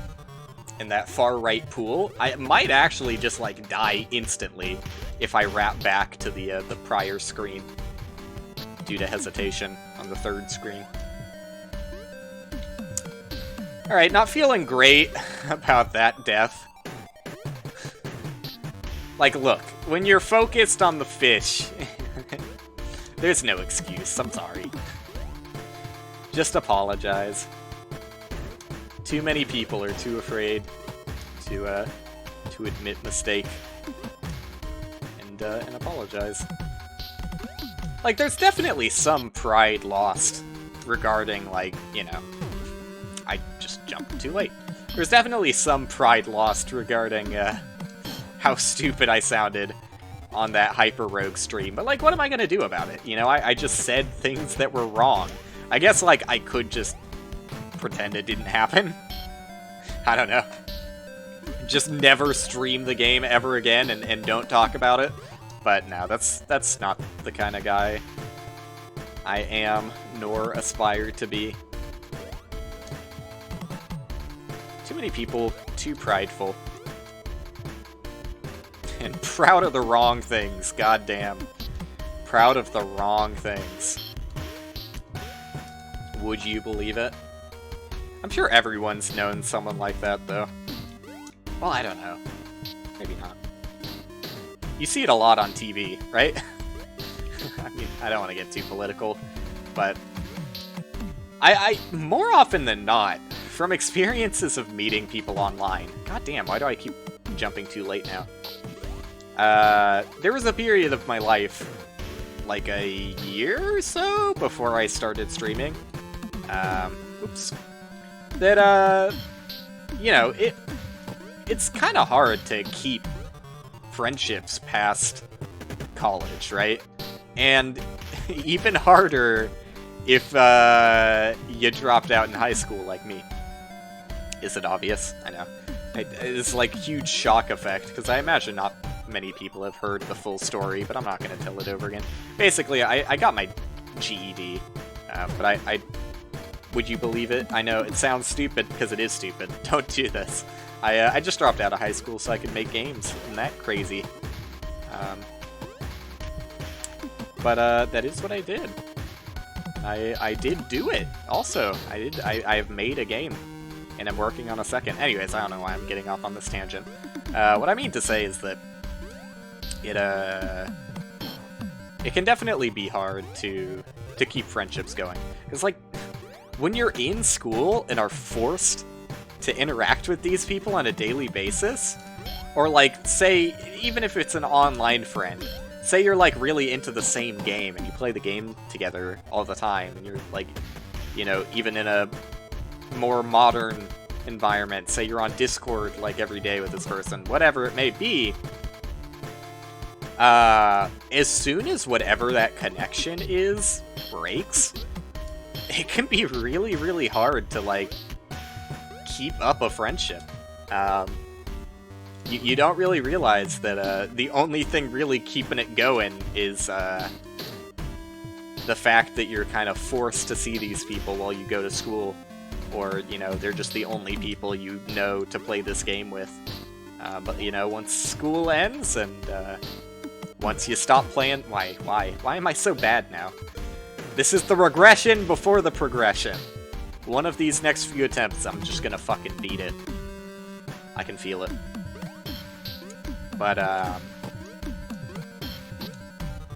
yeah, you don't really realize that once that forced bond breaks, it actually takes a lot of active effort. Why? I can't do the simplest of jumps right now. It actually takes a lot of active effort to keep friendships going. And I also realized after leaving high school that a lot of those people I didn't really care to stay friends with. No offense to people who knew me in high school. Austin, if you're watching this, I'm not talking about you. You're the best. But, yeah, outside of, like, a few that I have tried to keep in contact with, it's really only, like, a couple of people that I knew from school that I regularly will have a conversation with. And then, you know, there are moments where it drops off for a bit, but they're easy to connect back with again. Especially Austin. Like, Austin will, he's been on stream a few times, so... I mean, if you want to see Austin, you can go to, I think, a couple of the Among Us streams he was on. I don't think we've done anything other than Among Us, though. But yeah, that's Austin. He's great. Super easy to connect back with after not talking for a long time. Which is something that you kind of overlook, I guess, because you don't really experience not talking to your friends for long periods of time when you're going to school with them. But that is such a great quality to have in a friend. It's the ability to, like, kind of drop off for a bit and then instantly reconnect when you do reconnect. It's great. Super easy to play games with that way. But, yeah. Outside of that, I, didn't really have that many friends, and Austin's also, busy doing his own thing, so he's not always around. The only other friend I really had was, Jacob. Jacob Greenmount, and I don't feel weird saying first and last name because he's in the credits of my games. He is, he's the guy who did the music for my games, and I met him through doing the music for my games. It was, kind of a funny story? I don't know. It's not that funny, don't expect anything great. It's my level of funny, which is not that funny, actually. Sorry. No, but, originally, I was so stupid when I was, trying to find people to make music for the game. I was, contacting, well-known, well-known composers as if I would ever be able to afford their prices. That's not the way you should go about it. But, one of those fairly well-known composers did get back to me. And was basically like, hey, I would love to make music for your game, but before we actually got things worked out, he was just like, sorry man, but I've got like other commitments I should probably be doing actually, so I'm not going to do music for your game, but if you don't mind, I'd be happy to spread the word that you're interested in finding someone for the music for your game. On like I don't remember where he sent it. I think it was a Facebook group of all things. But yeah, I was like, yeah, fine, go ahead. Go ahead. And there were a lot of people actually from that Facebook group that that messaged me and were like, yeah, hey, here's like and people were so eager to please. Like I mean, I guess it helps. I mean, I guess I don't really know the industry from that perspective, but like, you know, generally when you think about like art and stuff and you know, making music for games, you expect like common practices to just like show people your portfolio, but I guess it can be hard to get seen by people. So a lot of people that were replying to the Facebook post that guy had put out were emailing me and being like, I made like this track specifically for like footage I saw of your game on YouTube, because I like in the original like ask that I sent to the first composer, you know, I sent some game footage, so obviously he included that in the Facebook post about it. But yeah, a lot of people were like making custom tracks, which probably, you know, only had like an hour or so of work put into it, but they were like, you know, here's my music style, here's my portfolio, and also here's a track I made specifically for the footage I saw of your game. Please hire me. And I don't want to be mean. A lot of them weren't that good. But Jacob emailed me, and God, I love the email chain between the two of us, because we're so fucking professional towards each other, and it's really fucking funny, because, you know, we're just friends now, and we fucking know that both of each other are just dumbass shitheads. But yeah, it's really funny looking back at how professional we were towards each other in that first email chain. But yeah, he sent me a track, and I gotta be honest, Jacob, and I told him this too when he sent it, but he also was one of the ones that made a track specifically from the gameplay footage. I didn't really like the oh fuck, I have to wait for another cycle. I mean, I don't have to, but it's more consistent if I do. Oh wait, don't I do this to like make them get back together faster? I don't actually. No, that doesn't make them closer to each other. I know how this works. Stupid. Anyways, don't miss the cycle. Yeah, the music track he actually made, like, for the gameplay footage, I didn't like that much. But, thankfully, he sent his portfolio, because I looked at, like, one of the albums he had made, and I was like, damn, this is, like, really, really high-quality shit. Like, he's, yeah. I mean, he's, like, technically professionally trained. He's gone to a music school and everything. So, yeah, he, great musician, great composer, and a dumbass. But, outside of those, I didn't really have many friends. And, you know, I like to give, especially because he's Australian, so, timelines don't always line up between the two of us. I've been meaning to get back to him recently, actually, so sorry, Jacob, if you see this, I do want to hang out with you soon. But, yeah. Anyways, no! I've thought about dying that way every single time I do that jump. And it actually finally happened. God damn it, dude. I'm playing like such ass. But it's okay, because I think the banter is good enough right now. I'll keep going. Yeah, so there was a period of time where I was, like, active in a few Discords and trying to make friends. It doesn't work. It doesn't work, man. I mean, it'll be a different experience for everyone. Oops. But, yeah, my experience was very, very negative, trying to make friends with people online. A lot of people are just weird. Like, a lot of people are...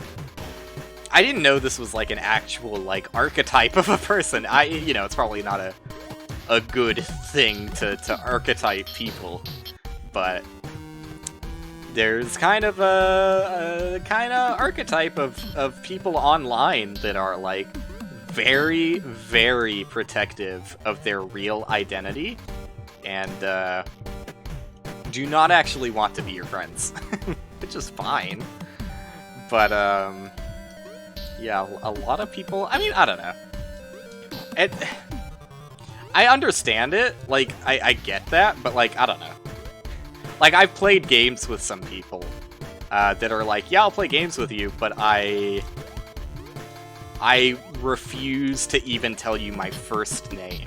Which is a little bit, I don't know, that's a bit much for me. It's just weird. Like, if you want to be overprotective about that kind of thing, you can, but, like, first name? It's just, like, so I don't have to call you a weird-ass alias, you know? I can't be friends with someone that I have to call Dickfucker69XXX. I just can't. I can't do it. So yeah, I don't know, there are a lot of people that, like, and, like, it's also really hard to conversate, with people who, like, won't even go so far as to say, like, an anecdote about themselves, because it would be too revealing. And people are weird, basically. Did not meet that many great people, just, randomly finding people online that had common interests. And it was, like, if there was any sort of low part, self-esteem-wise, in my life, it was trying to make friends online, and just absolutely everyone just being either really weird or really shitty. There was one guy in particular who, like, and I don't know, I tried to be, like, polite when talking to people that are kind of strangers. Like, it doesn't really matter if you've interacted with them a few times, they're still basically a stranger, right? Until you get to know them a bit more and can actually call them a friend. So, I tried to be over-polite, maybe a bit overly polite, I would say. And if I noticed that someone, like, it only happened the one time, so I don't know why I'm saying it in a general sense, but, like, there was one person in particular that I would try and start up conversation, but they would hit me with, like, the most obvious signs of disinterest. Like, one-word replies, red, or, like, left on red very frequently. And so, I very quickly got the understanding, or at least I thought it was a pretty clear understanding, that, that they didn't actually want to be friends, despite, accepting the friend request on Discord, and I don't even think I did anything with this person outside of try and strike conversation, because we had, like, a few good conversations, which is why I thought they would be a good person to be a friend with, but apparently not. Why just hold that there was no... Sorry, if my gameplay is becoming more and more pathetic, trust me, I'm frustrated with it too. But, I'm just hoping that this is the regression before the progression. It's probably mostly just me losing focus, honestly. Like, usually when you hit this point where you're just regressing to the point of actual patheticness, it's a good idea to just stop for the day. But because I had nothing else planned for the day, I'm just gonna keep going until I run out of things to talk about or beat it. One or the other. And I already kind of have run out of things to talk about, and struggled to scrape something together, but here I am talking about how I can't make friends online. Or at least it's hard to make friends online. Yeah, basically, the guy was showing all of the signs of disinterest.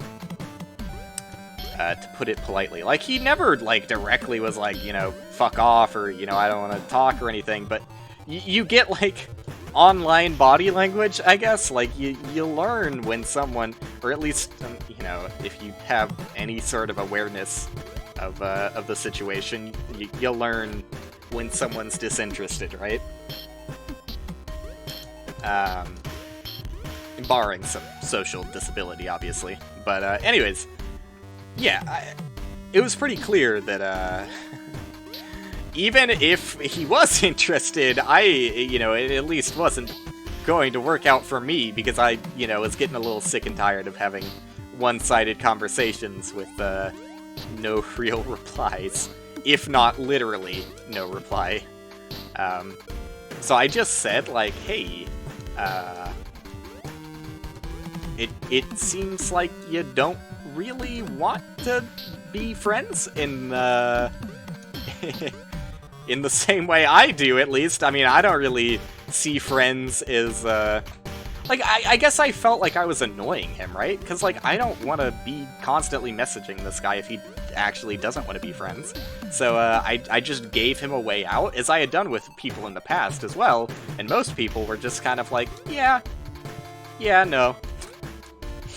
I mean, yeah, I will take the way out. Thanks for offering. I will unfriend you now. But, yeah, when I offered him the way out, just by being like, hey, you know, don't mean to, like, trap you in this kind of thing. I feel like I'm kind of annoying you with my messages. If you don't want to be friends, we don't have to be friends. That's fine. I'll just, unfriend you and stop messaging you, because I'm not really getting anything out of this either. But he got real mad. He got insulted when I said that. He was like, I thought we were already friends. If you just want to clear out your Discord friends list, then fine, unfriend me. But I'm like, I don't know. That's maybe the weirdest conversation I've had with someone. And it wasn't even a conversation, because after he, like, kind of went on a rant and was, like, really aggressive, he just unfriended me, so I didn't even get a chance to reply. It's like, damn, okay. It's, you meet some characters online, for sure. You meet some characters. I don't know what that guy's story was, but I guess I never will. And I don't need to. I just, from my perspective, like, I don't know. What must it have been like from his perspective? Because, like, he didn't really seem interested. And it didn't really seem like he cared about... And I should be clear, like, all of this happened within, like, the first or second week of adding him on Discord. So it's not like there is any sort of commitment or anything. Yeah, I don't know what it was like from his perspective, but from my perspective, I got very clear signals that he was disinterested. So I was very shocked by the backlash. But I don't know. That's probably like the scope of interesting stories that could stir from it. I think I've loosely mentioned my particularly shitty friend I had. He is one of the friends that I met online in that fashion, and, you know, was friends with that guy for, like, I thought I was dead, like, multiple times there. I was friends with that guy for, like, a year? Maybe 2 years. However long it was too long. Too long to give that guy the benefit of the doubt. I mean, just, like, for anybody in general who, like... I thought I was far enough away that he wouldn't dash again. For anybody who finds themselves in a quote-unquote friendship where at the end of, like, every interaction you just feel worse, don't be friends with them.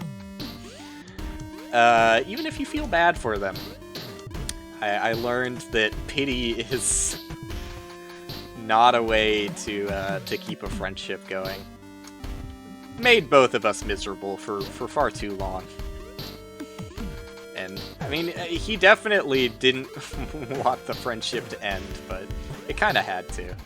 And I think he would agree that we're probably both better off afterwards.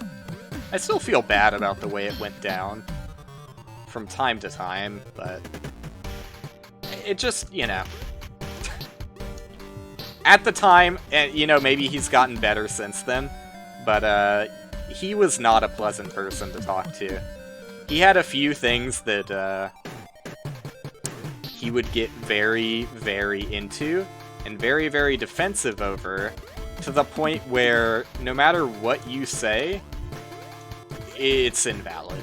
And, I mean, he was a very political guy. I guess I'll just talk about it a little bit. I don't really like talking about it, because it's just sad. It makes me feel bad. But, I'm glad to be out of it. He was a very political guy that, would have heated debates as he would see it in his head. But for my head, it's just like, he would say something really, really shitty. He liked to think of himself as a centrist, mind you. But he was definitely pretty hardcore right-leaning. Or at least he had some definite grudges against the left for whatever reason. But, he said he was centrist. He would say something really shitty, that I not only don't agree with, but don't feel very comfortable knowing someone who would agree with his sentiment as he proposed it. And then he would proceed to, over like an hour or 2 hour long conversation at some times, backpedal, basically, and be like, no, you don't understand. That's not actually what I was saying. Here are my real thoughts. And it would still be kind of bad, but not so bad to the point that I would immediately end the friendship. Just like, I don't know. Like, if those were your real opinions, then why did you say, like, the overblown, exaggerated version of it in the first place? Like, and I still kind of feel like, in most of those situations, his real opinions were the overblown exaggerations, but you just didn't want to lose a friend. But yeah, I was indirectly called a lot of names by, oh, god damn it, dude, why am I so bad? I was indirectly insulted many a time in his political debates. And I say indirectly because he would make an overarching statement about the left, and then be like, oh, no, but it doesn't apply to you. It doesn't apply to you. Just because I'm saying that the opinions you hold are that of, I mean, I'm gonna use his terminology, a retard. That doesn't mean I'm calling you retarded. And I don't really feel that bad about using the term retard, but it feels especially harsh in that context, because it is especially harsh in that context, and the dude was kind of just a dickhead. But, yeah. Anyways. Been called insane, been called, retarded, been called just stupid, you know, just a list of things that goes on and on, of just feeling very unpleasant after these debates, quote-unquote, and especially when, like, most of the time at the end of it, he would just be like, oh yeah, but basically, yeah, the thing I said in the first place wasn't my opinion, so this was all just a waste of time, haha. Yeah, I hated it. I hated it all the time. And it was more things than just politics, too, but the politics were where the worst of him came out, for sure. And he would also do, like, really, like, toxic shit, like, things that, thinking back on it now, I'm like, God, he was actually, like, a really, really bad person when we were friends. Because I think he knew that I, for the longest time, like, wasn't really enjoying the friendship and thought that he was kind of a shitty person.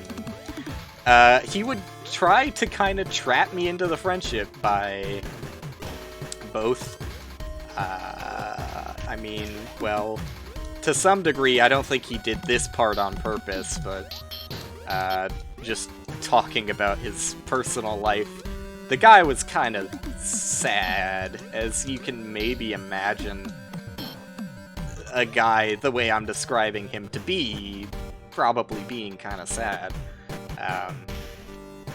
But yeah, I stuck around partly for pity, like I already mentioned, and partly because, like, I didn't realize how awful it was at the time, but he did kind of try to trap me into the friendship by, like, constantly mentioning, like,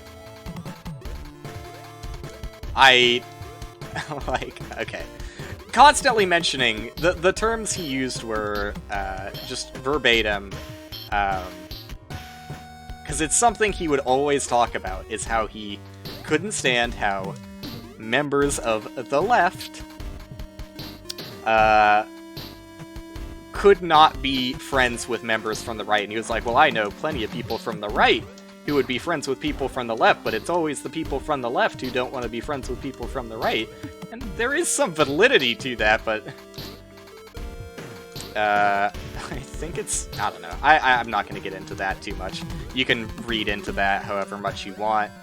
I'm sure everyone has their own reasons for why they think that that is, to some degree, true. But, yeah, he would say that all the time, and, you know, I didn't think much of it while we were friends, but the more I thought about it afterwards, I'm just kind of like, yeah, he was kind of desperately trying to keep me from leaving by being like, well, if you leave me, you're just my shitty example of what I hate about the left. Which, like, I you know, maybe at the time I cared, but, dude, I fucking hate this. If I just wait long enough, will the fish die for being out of water? Like, come on. I fucking hate that. Like, there is no escaping that situation. So, I don't know. Yeah, there's my toxic friendship that I stuck around with for way too long.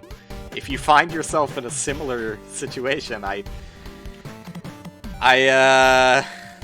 definitely implore you to think about it and really see what you're getting out of the friendship. You know, whether it's due to politics or not. I mean, like, the dude probably still, to this moment, thinks that the reason I'm not friends with him anymore is because we have different views on politics, which has, you know, some validity. He definitely said some shitty things, but it's more so just he was an awful person to talk to. He was just not that cool of a guy. But I don't think he had enough self-awareness to admit that much about himself. Maybe he's better now, who knows. I try not to think about it, it just comes up every now and then, so I guess I'm glad to have the story out there, because, I don't know, I guess it's worth talking about as an example of things to avoid. Because I learned my lesson from it. And, yeah, by the way, he was another one of those people that was, very, very protective of personal information. He kind of warmed up to me after a while, but yeah, I'm definitely a little cautious around people who are super protective of their personal information, because I feel like people, not everyone, but I feel like people who desperately want to hide behind an alias do it because it allows them to be really shitty online. You know, they might not be shitty in every circle that they're in, but I'm always a little worried now when I interact with someone who is abundantly secure about personal information. Like, there's some, yeah, you should maybe not be tossing out your home address all over the place. But, for the longest time, the dude wouldn't even tell me his first name. And, you know, I'm surprised, honestly, some of the things he did tell me. But, you know, again, it's sad, but it is kind of because he didn't really have that many people to talk to. So I guess, I mean, I was just kind of his confidant. But I don't know. More so than anything, I just felt kind of used in the friendship. It's just like, I don't know. I'm not gonna stick around as a punching bag for your political views. I don't know. We did play games every now and then, but like that was like a very small part of the friendship. And the dude was toxic in every aspect of his life too. At least online. Like, he would constantly just come into the, the Discord DMs with me that we had ongoing for like years. He would just abruptly come in and then start just saying some obscene, awful shit because he lost in an online video game. Like, ugh. But I don't know. I feel bad. Like, it's not, none of it is a feel-good situation. I guess the only thing that's feel-good about it is I feel good now that I am not the one that has to deal with it. And I'm, sad that he is someone who has to deal with it, but he obviously doesn't seem to have too much of a problem with it, or he would have done some things differently, I imagine. Because we talked about the things I had issue with multiple times as well. I mean, I know it's sounding like a fucking relationship, like I dated this guy. But no, it's just like a really toxic, shitty friendship. I was just like, I really hate that you keep fucking doing this shit all the time, and he would keep fucking doing it, so I couldn't deal with it anymore. I just felt like some level of responsibility. I think the reason I stuck it out for so long was I felt some level of responsibility because I was the one who approached him first, and then he like came at me with all this sad shit about his life, and like, I don't know. Yeah, I guess I just felt responsible. Not that it was my responsibility, and I have obviously learned that lesson, or I wouldn't still be, or I would still be talking to him. Sorry, misspoke. I do that pretty often. Alright, it got a little heavy. It's kind of a heavy topic. Oh, yep. Supposed to go fast on that one is what I was gonna say. You are supposed to go fast on that one.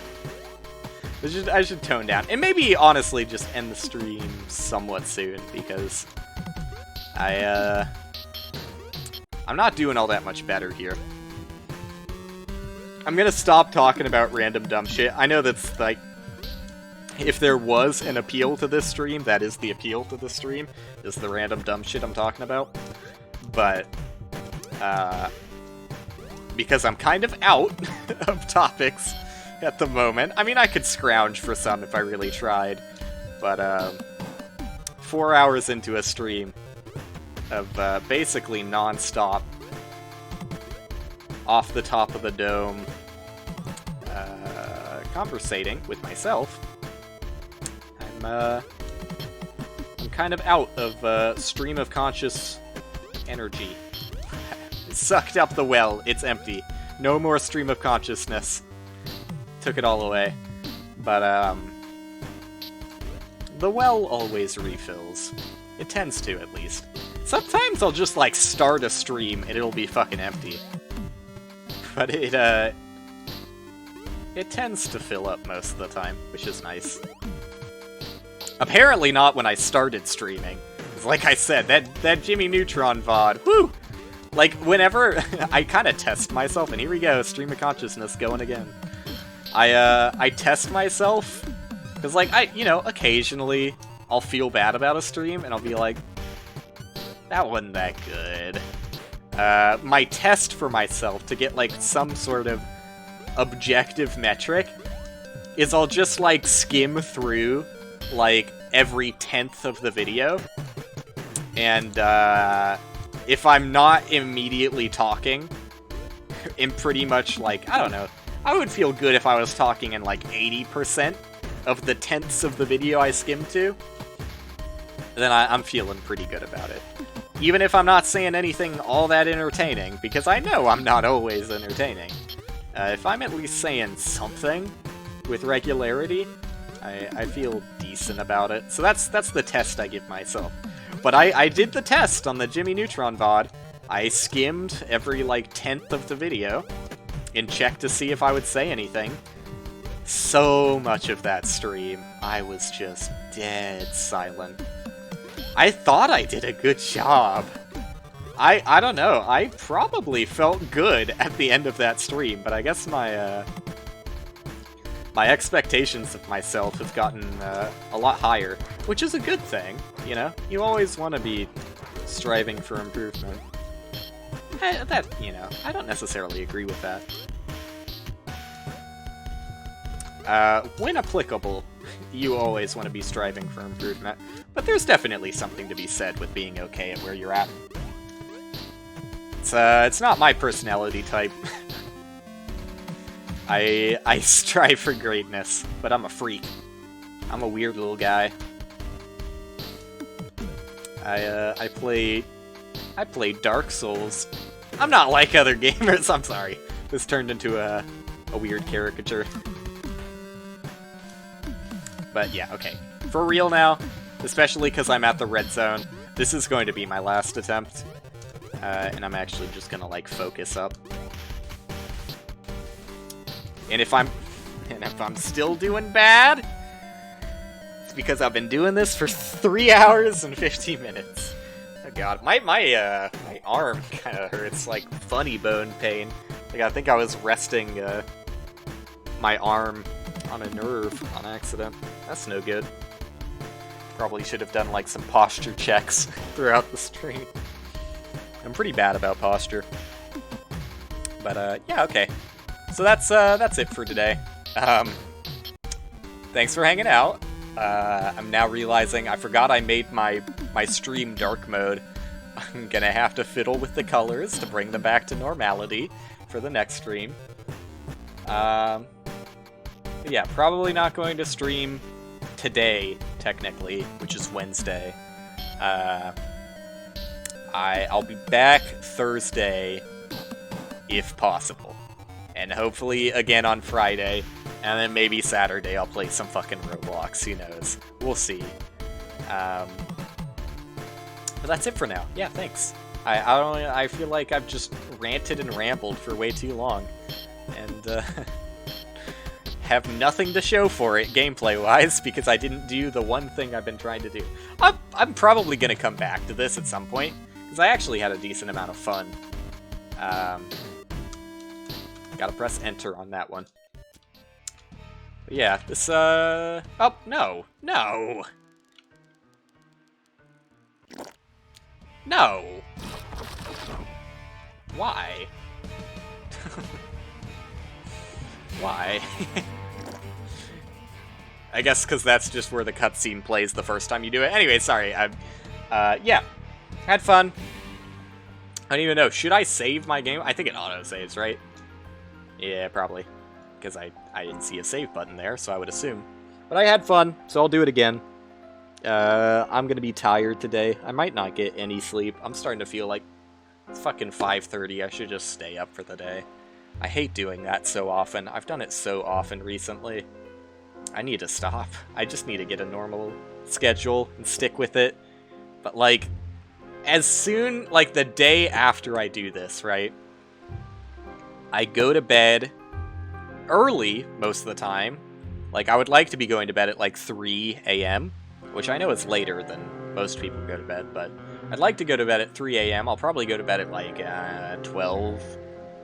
12 a.m. tonight, maybe earlier.